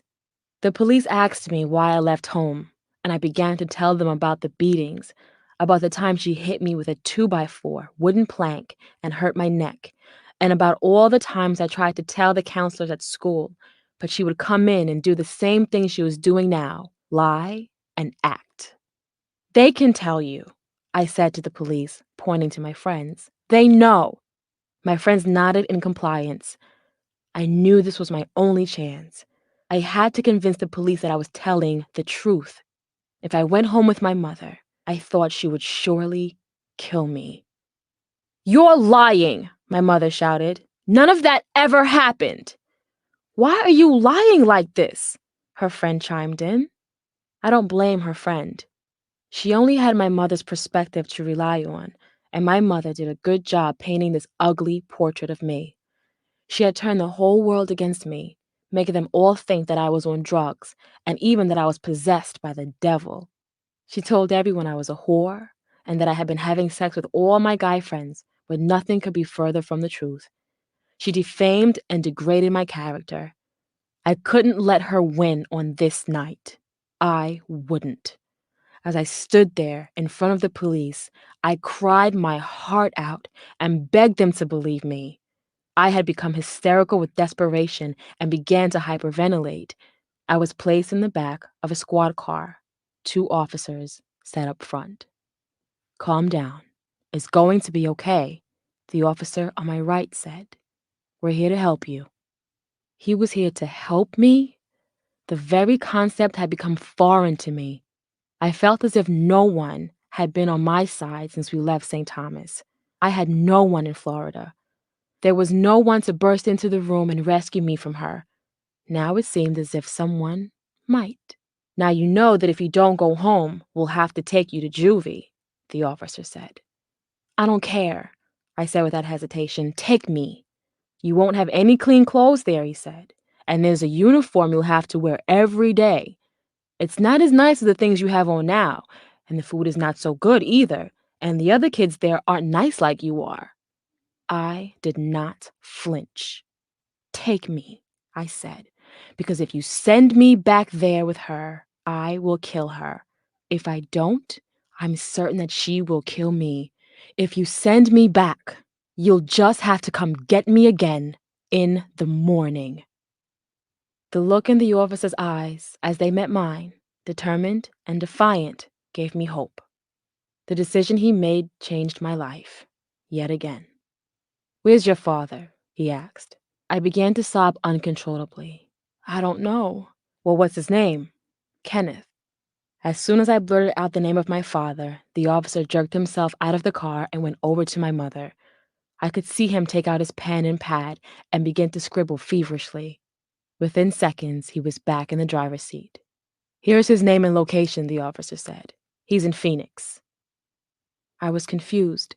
I had no idea what my father would be doing in Arizona, since the last time I heard, he was in New York.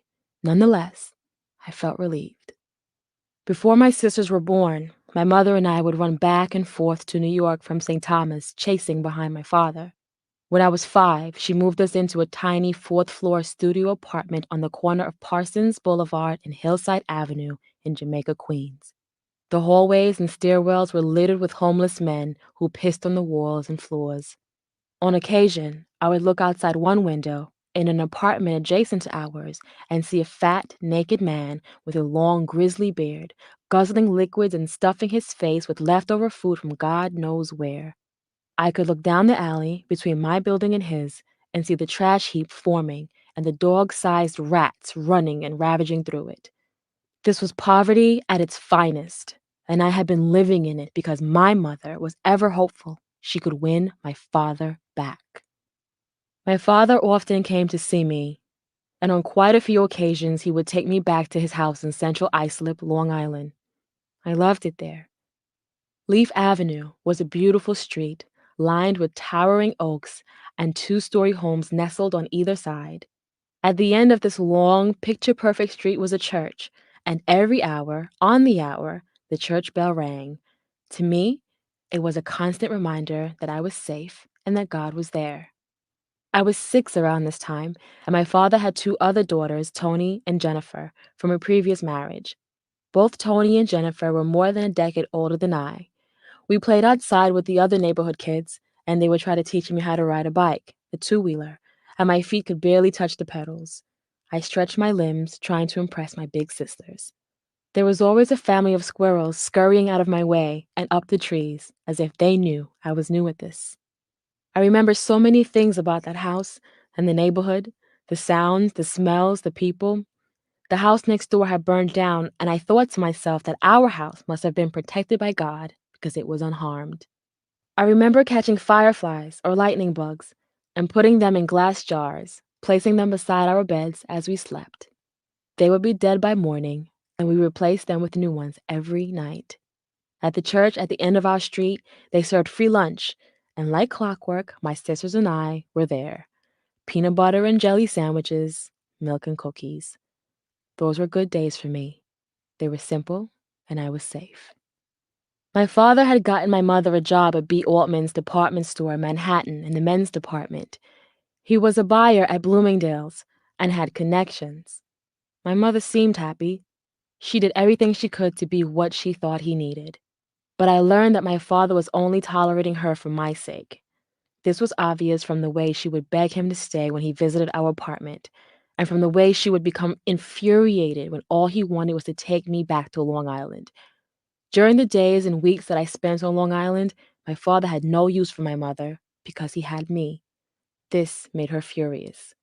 So one day, while my father was at work, my mother came to that perfect house on that perfect block in that perfect neighborhood and took me away. My father's mother, Merle, and his father, Edmund, and my sisters Tony and Jennifer watched as my mother snatched me up and drove off. I kicked and screamed and cried. "Please don't make me go. Please let me stay. Please, please," I cried. She slapped me and told me to shut up. I reminisced to myself about those days as I sat in the back of the police car in Tampa, Florida. I was finally hopeful about something. I was looking forward to the possibility of seeing my father again. "If we can track your father down, would you like to live with him?" the officer asked. I couldn't get the word yes out of my mouth fast enough. I said it twice to make sure it came out right. Yes, yes. To my surprise, the officers worked on finding my father right then and there. They would not release me into the custody of my mother until they found him. "We found your father. Now tomorrow, we're all going to work on getting you to him," the officer said. "But for now, you'll have to go home with your mother. We've spoken to her, and she's promised us that she will not lay a hand on you.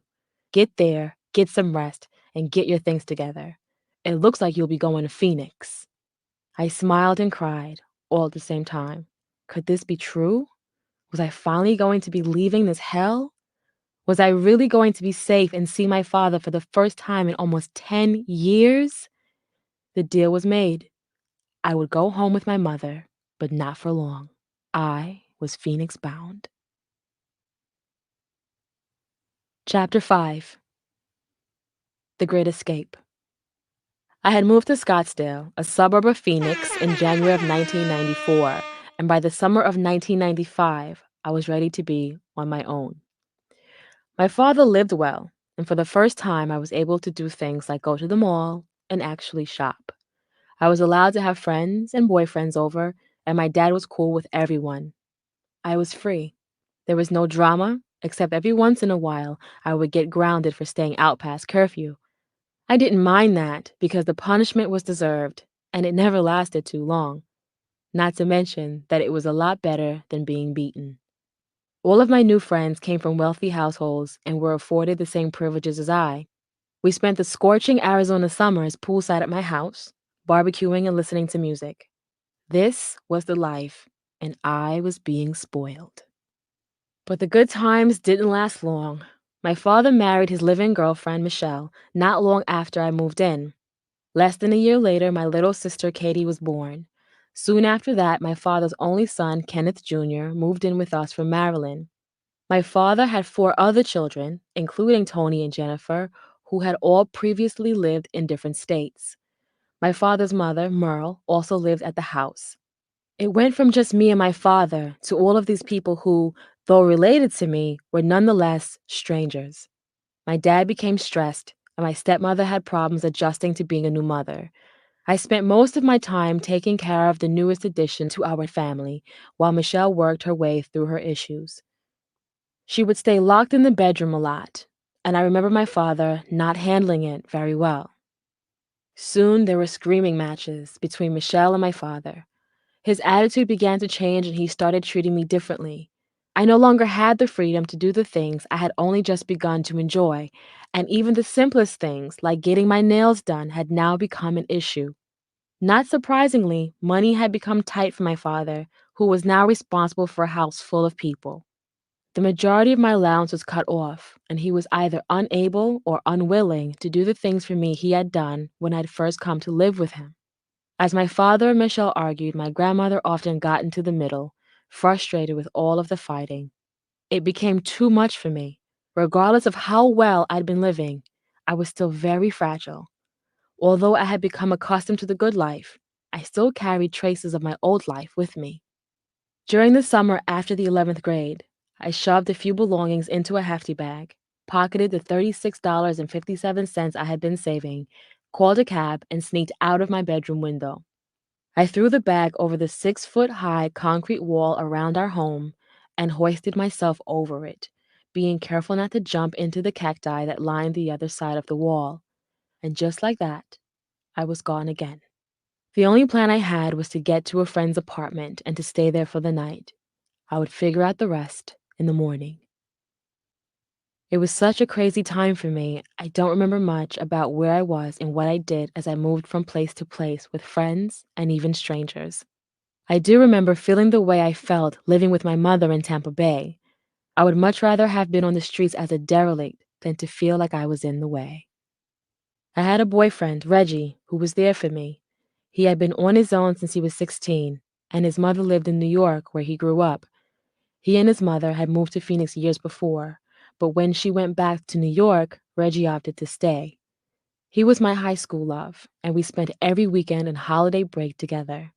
He didn't attend school and was essentially a hustler who lived in a bad neighborhood. I loved the excitement of knowing that I was with a bad boy, and on many occasions would be both thrilled and terrified at hearing the gunshots outside. Around the time that I left home, Reggie's mom came to visit. I was instantly drawn to her. She was pretty and funny and treated both me and Reggie as if we were adults. I moved in with Reggie and his mother, and her visit ended up being permanent. After hanging out with her for a while, she and I became friends. She said she knew a way I could make money to support myself now that I was a woman out on my own. I looked up to her and was happy to take her advice. It's funny how I had so much admiration for her as a girl at 16, but I cannot remember her name now. Reggie's mom was a dancer at an all-nude exotic dance club. Without asking for credentials, the managers allowed me to work there right away. The room was dark except for the stage and was packed with patrons, their faces masked by cigarette smoke. As my turn approached, I was nervous. My heart was beating so fast and so loud that I could not hear the music over its thumping. I tried to tune it all out. I had to do it. I had to make it on my own. I went backstage to change into my outfit. It was a white bikini with a matching sheer long robe. The outfit came highly recommended from Reggie's mom, since white glowed in the dark under the club's black lights. The song I chose for my very first dance was Come Down by Bush. The chorus blared from the speakers. I don't want to come back down from this cloud. It's taking all this time to find out what I need. I would dance to Come Down every night as my first dance. In the moments just before I made my debut, Iset Santiago, my alter ego, was born. In order to get up on that stage every night and dance like I loved and meant it, I needed to put forth the persona of a fearless woman. So the scared little girl who felt unworthy, unattractive, and unwanted was gone. In her place was Iset, a woman child who was everything Karrine wanted to be: beautiful, sexy, confident, and independent. When I took those first couple of steps that led to the stage and the spotlight hit my body, the crowd began to cheer. It is all a blank. I performed without thought, and movement came naturally to me. I got through it. I don't know what I did or how I did, but whatever I did was good enough for the crowd. They went wild. The next thing I remember is holding all of my money and making my way off stage. Reggie's mother was there, waiting with open arms. "You did so good, baby girl," she said. "You were beautiful out there and they loved you. Now hurry up, count your money, and get back out there." And that's what I did, night after night. Every night I was pulling down $1,000 at the club. I was doing well, but my relationship with Reggie's mother turned sour. She was in her mid-30s at the time, and it seemed as if her heyday was over. Mine, at 17, was just beginning. When she found out I was making substantially more money than her, she didn't like it. She began to take advantage of me and started charging me ridiculous amounts of rent and would even demand that I buy her things. Our friendly relationship turned into a jealous competition, and I was soon on the road again. On December 26, 1995, I had been shopping at the mall, taking advantage of the post-Christmas sales and getting my nails done, when I received a call from an associate I knew from another strip club, an upscale place that most of the NFL and NBA players in Phoenix frequented. I had already dated one or two players from the Arizona Cardinals and was enjoying my run as one of the most popular dancers in the city. I was a center attraction, a main feature at the club. Your worth as a dancer is measured by how well you are able to hang upside down and spin from atop the 10-foot pole. It was equally important to know how to work the floor, gyrating and pulsating to the music in front of the customers who lined the stage. I was a champion in both areas. I racked up back-to-back table dances where I would cuddle and caress the upper bodies of the patrons. Some were strangers, but many were regulars. I had mastered a table dance trick, which was to turn the usual position into an unexpected handstand while wrapping my legs around the man's torso. It became my signature move. I was good at what I did and was paid accordingly.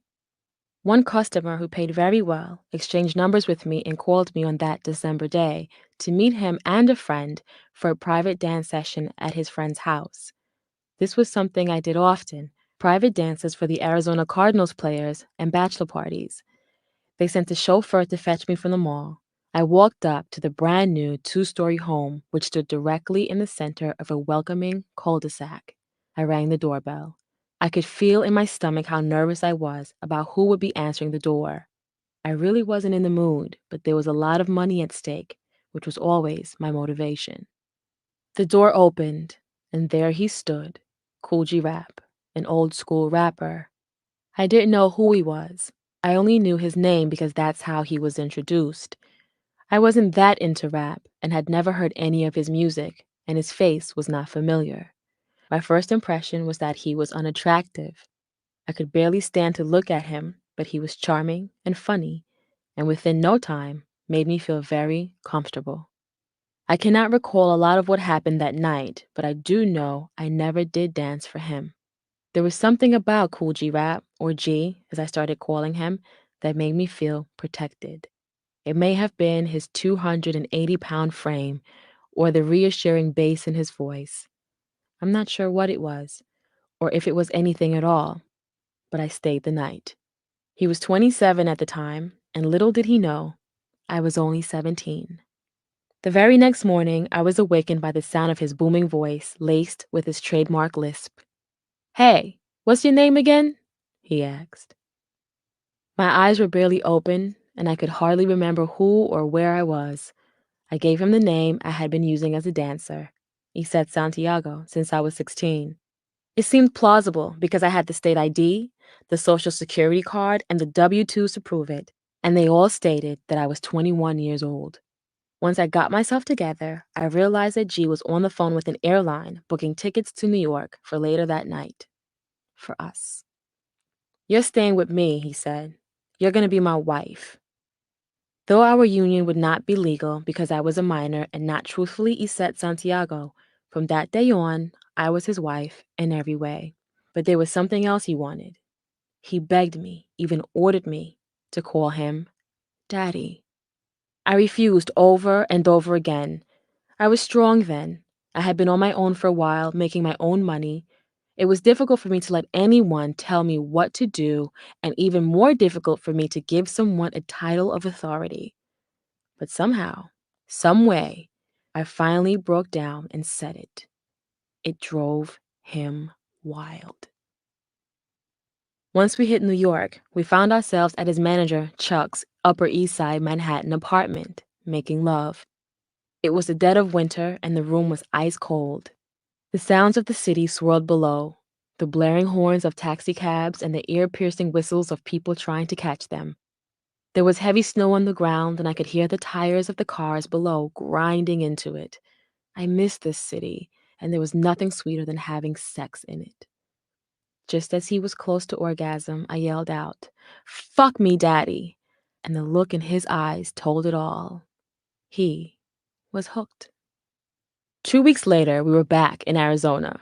We lived in a posh new neighborhood in a 2,500 square foot 4-bedroom house on about an acre of land.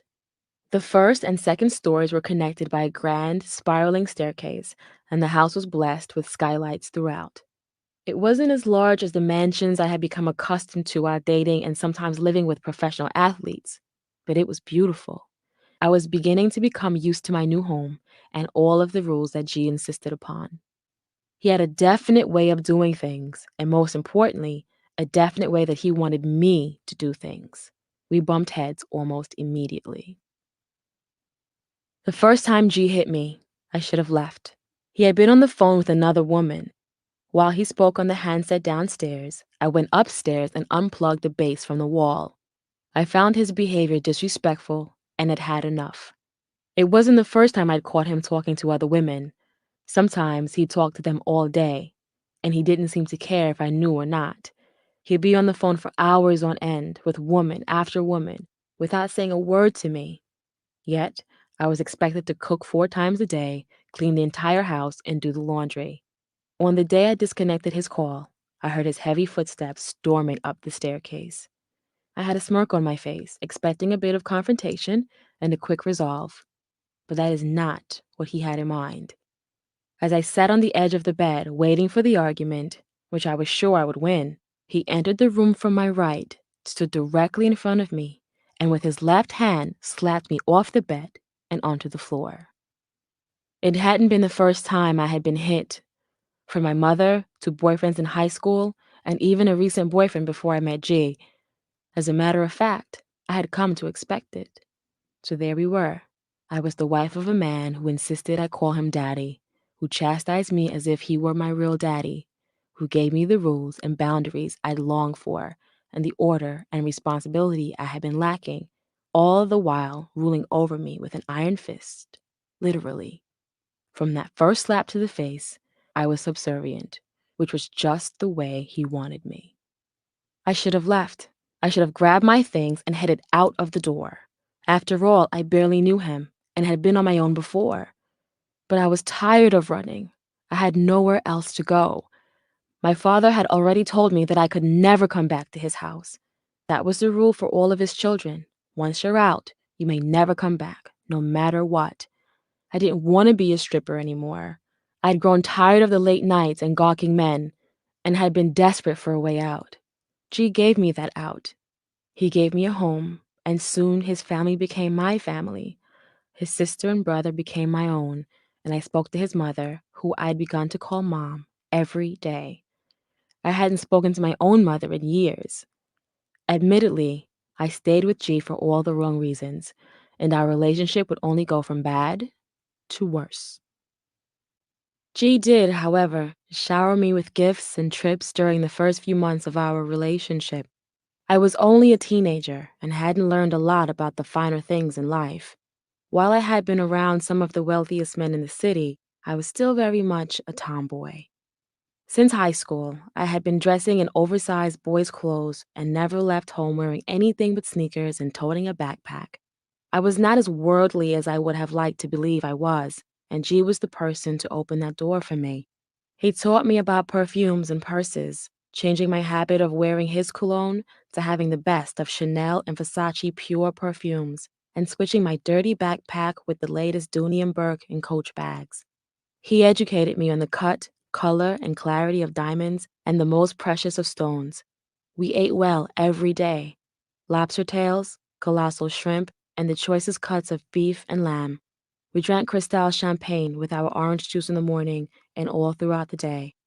I was made to ditch my oversized jeans and tees for dresses and skirt ensembles. G taught me a lot about being a woman, but he taught me to be an unsure and abused one too. Amid all of the perks of being with one of the most renowned pioneers of rap were a number of disadvantages and dangers. I was not allowed to wear makeup and was not allowed to do anything too drastic to my hair. All of my dresses and skirts, though feminine, had to be loose-fitting and past my knee. I was also not allowed to talk to any one of my friends on the phone, and if I did, he would become angry and even jealous because I was giving attention to someone other than him. The beatings continued and worsened as time went on. Once, I prepared a lunch of shrimp and linguine and made the horrible mistake of leaving the tails on the shrimp. In my mind, that's the way they had always been served to me in restaurants, and I saw no harm in offering the shrimp to him in this manner, along with a knife to remove the tails. I served G his favorite dish and proudly retreated to the kitchen with a slight smile on my face. The rule was to always serve him first, and then go back and serve myself. But as I loaded pasta onto my plate, G let out one of his many taunts to which I had become so accustomed. Yo, what the fuck is the matter with you? Who the fuck leaves tails on fucking shrimp? He ordered me to cut the tails off of the shrimp and remake his plate. Trembling and praying that I would do it right this time, I scraped the unused portion of his lunch back into the pot and began to remove the tails from the shrimp before reserving him on a new plate. I was sure that I had gotten it right this time and would be spared his wrath. Again, he yelled and called me stupid and worthless. I didn't understand. I had done what he asked. As I stood in the kitchen, clutching my nervous stomach, he rose from his seat and walked toward me with his plate in hand. He rested his plate next to me on the counter with his right hand, and just as soon as he did, he slapped me with his left. Stupid fucking bitch! What the fuck is wrong with you? He screamed over me as I picked myself up off the floor. I still didn't understand. Not even after, he explained. When he received the first plate, for some reason, he hadn't seen the tails on the shrimp before he began eating them. Once he noticed the scaly crunching in his mouth, he spit the food back onto the plate. When I went to make him a fresh plate, I had scraped the food from his plate into the pot to keep it warm, while I picked all the shrimp out to remove their tails. I then reserved him the same linguine and the shrimp he had spit out. Any simple mistake would set him off. It didn't take much. Chapter 6. The Beginning of the End. Within the first 4 months of my relationship with Jay, I had lost 40 pounds and weighed a pitiful 96 pounds. The stress of the physical and verbal abuse had taken a toll on my body and spirit. G called me skinny and ugly and had no problem telling me how unattractive I was to him since the weight loss. Life at our house was torture. It was common to see me with bruises up and down my body. His ex-girlfriend would come by the house, and even though she hated me, she'd sometimes cry at the sight of my emaciated, bruised, and swollen body. Still, I protected him. On one occasion, we were playing a video game in the living room. He was sitting on one couch, and I was sitting on the other. During the game, he began to call me a stupid bitch. G had a way of looking at me with disgust that turned my stomach, and sometimes I would just throw up at the onset of an argument. He gave me the look, and at that moment, I tried to be brave and fight back. I wanted to be tough, just as he had been to me. I wanted to let him know that I, too, was a force to be reckoned with. But all I could do was throw the game controller at him. It landed lightly on his lap, but it wouldn't have mattered if it hadn't hit him at all. That I showed any kind of mutiny was reason enough for what happened next. Within seconds, he rose from his seat and punched me in my right side. It must have been a kidney punch, the type that boxers receive, because my body crumpled to the floor. I was unable to stretch out. My organs had shut down and I couldn't breathe. I was suffocating, and if he had hit me one more time, I feared I would die. I tried to speak, but I couldn't. I was barely able to say the words, "I can't breathe." All of a sudden, as he stood over me with his balled fists, his anger turned to fright. He picked my stiff body up off the floor and tried to administer CPR, then opened the front door and began to yell into the street for help. I could hear him screaming, "Oh my God, help me!" And in my waning consciousness, I began to feel sorry for him and less concerned about me. One of our neighbors was a nurse, and she administered CPR. The ambulance arrived a few minutes later. Once I had arrived at the hospital, the doctors and nurses asked me how I had cracked my ribs. G answered for me. She was running and tripped over the chair. When the nurse was alone with me, she inspected my bruised side. I knew she didn't believe G's version of what happened, especially because there was evidence of an imprint of his fist. But I backed up his story. I protected my daddy. It was as if I suffered from a case of Stockholm Syndrome, during which the hostage sometimes becomes enamored with the captor and even begins to identify with the captor as a defense mechanism born out of fear of violence. Even the smallest acts of kindness by the captor are magnified. These symptoms occur under tremendous emotional and often physical duress. This behavior is considered a common survival strategy for victims of interpersonal abuse and has been observed in battered spouses and abused children. Though I needed to get out of this dangerous, extremely unhealthy relationship, I sided with G and returned to that house.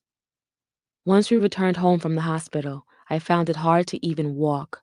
I turned on the water in our glassed-in shower, and he lit the fire in the adjacent double-sided fireplace. Sharp pains ran all through my body, and as I stood under the water, I began to cry as I realized that I could not raise my hands to wash myself. I was broken, and I couldn't even get myself clean. G heard my sobs, and in his charming way, he disrobed and joined me in the shower. He hurt me and then made it all better as he washed me gently and showered me with kisses and repeatedly whispered, "I love you." Still, the abuse continued. I was not allowed to check the mailbox after a while because he thought I was seeing someone around the corner where the community mailboxes were located. I was also not allowed to learn how to drive, to hold a job, or to further my education beyond receiving my GED. On the few occasions when I got employment at the local mall, he called my job constantly, and I frequently called home, feeling guilty for leaving him alone. It wasn't unusual for him to say, "I need you. Come home." It was common for me to run back to him rather than moving toward gaining my independence. One day, I woke up and decided I didn't want to live like this anymore. In fact, I didn't want to live. I took a full bottle of prescription painkillers and was rushed to the hospital, where they made me drink charcoal to neutralize the effects of the medicine. There were times when I locked myself in the closet with G's gun, playing with its barrel and trigger, wanting to shoot myself, hesitating only because I was afraid of the pain. I wanted out of my life, one way or the other. Living with one of hip hop's pioneers, I started to get lost in the new world of hip hop and the glorious videos accompanying the latest hot singles. I looked enviously at the women in these videos, their bodies perfectly voluptuous, while mine was gaunt and disgusting. Their faces were all made up, and mine was plain, with only the shine of lip balm on my lips. Their clothes were tight fitting, and mine hung loosely from my stick like frame. I wanted to be there, wherever they were. It was my greatest wish to be beautiful and strong and free. G would become very upset with me if I liked someone else's music too much. He would take another artist's success as a reminder of his own increasing irrelevance. Cool G Rap began and sustained his career in the 80s and into the early 90s. He has been dubbed one of hip hop's most revered pioneers, yet he has not been as successful or recognized as many of his counterparts. It is easy for some to remember Big Daddy Kane, Biz Markie, and Rakim, artists who enjoyed more mainstream success. But G stayed more underground, rarely finding himself on MTV, as his protege Nas had. When we were together, it appeared that his peers and even his students would surpass him. His most popular singles, like Streets of New York, Ill Street Blues, and Road to the Riches, are rarely ever heard outside of the East Coast tri-state area. He was big at a time when there was no SoundScan, the tool that is used to track record sales. He never had the privilege of knowing just how many records he had sold, whereas his younger counterparts were going platinum plus in the mid to late 90s. This sense of failure or incompletion, I believe, is what fueled G's rage at times, and I would find myself watching videos when he wasn't around, so I would not make him angry while I was dreaming of a new life. For now, I would remain in the nightmare called my life. There were multiple abortions and miscarriages. I'd reached the end of my rope. I staggered to the bathroom, and after locking the door behind me, fell to my knees and continued to cry over the toilet. I prayed to God to save me. I begged him to give me a child who would be strong enough to live inside of me and endure the abuse.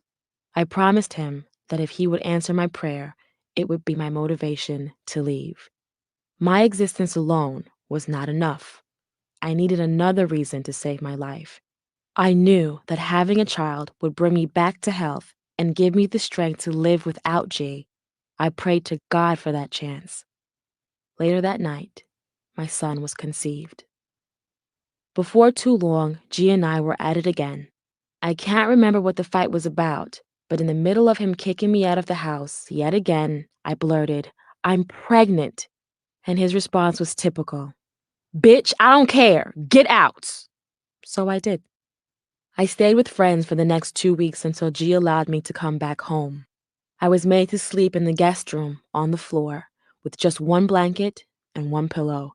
I was not allowed in the master suite at any time during the day unless I had been summoned to have sex with him. It was mostly oral sex. He called it my apology. G would stroke the back of my head and say things like, "That's right. Show Daddy how sorry you are. Apologize to your daddy. Suck Daddy's dick and Daddy won't be mad at you no more. That's what a good girl is supposed to do." He made me perform on him for up to 2 hours at a time. On one occasion, it went on so long, my nose bled. It was supposed to be my way of taking responsibility for whatever I had done to make him so angry. It was always my fault, and I was always made to apologize. The pregnancy proved to be a difficult one. I was constantly sick and unable to stand even the sight of certain foods, especially meat. I was unable to keep anything down and continued to be underweight at a time when I should have been putting on weight from the baby's growth inside of me. I was also severely anemic and found it hard to get out of bed to shower, much less to perform the daily household chores. Still, I was made to cook and clean and carry on as if everything were the same. The rule was that G should never have to cook his own meals or do anything else around the house as long as there was a woman living with him. One day, we were in the midst of yet another battle when he had ordered me to leave the house. He packed up most of my things and had them waiting by the door. I was about 3 months pregnant at this time, and it was the middle of the night. I was crying and shaking, screaming out to him, "I have nowhere to go. Where will I go? It's 2 in the morning." His answer was for me to go to a shelter. So at his command, I thumbed through the yellow pages and found a shelter with an open bed that would pick me up from the house. I continued to cry and beg for him to just let me sleep there, even offering to go back to the guest room and sleep on the floor. He denied me. Yet, while I was waiting for the shelter to come get me, G had one more order to place, and that was for me to make him a steak. So I stood there, making his steak, crying and shaking, still begging to stay. I became nauseous and began cooking and throwing up simultaneously. G's concern was not for my health or for the health of his unborn child, but that his steak would not be burned. Just a few moments after I served him his perfectly cooked steak, my ride was at the door. I was then hauled off to the homeless shelter in the seediest section of downtown Phoenix, my designer bags filled with designer clothes and shoes.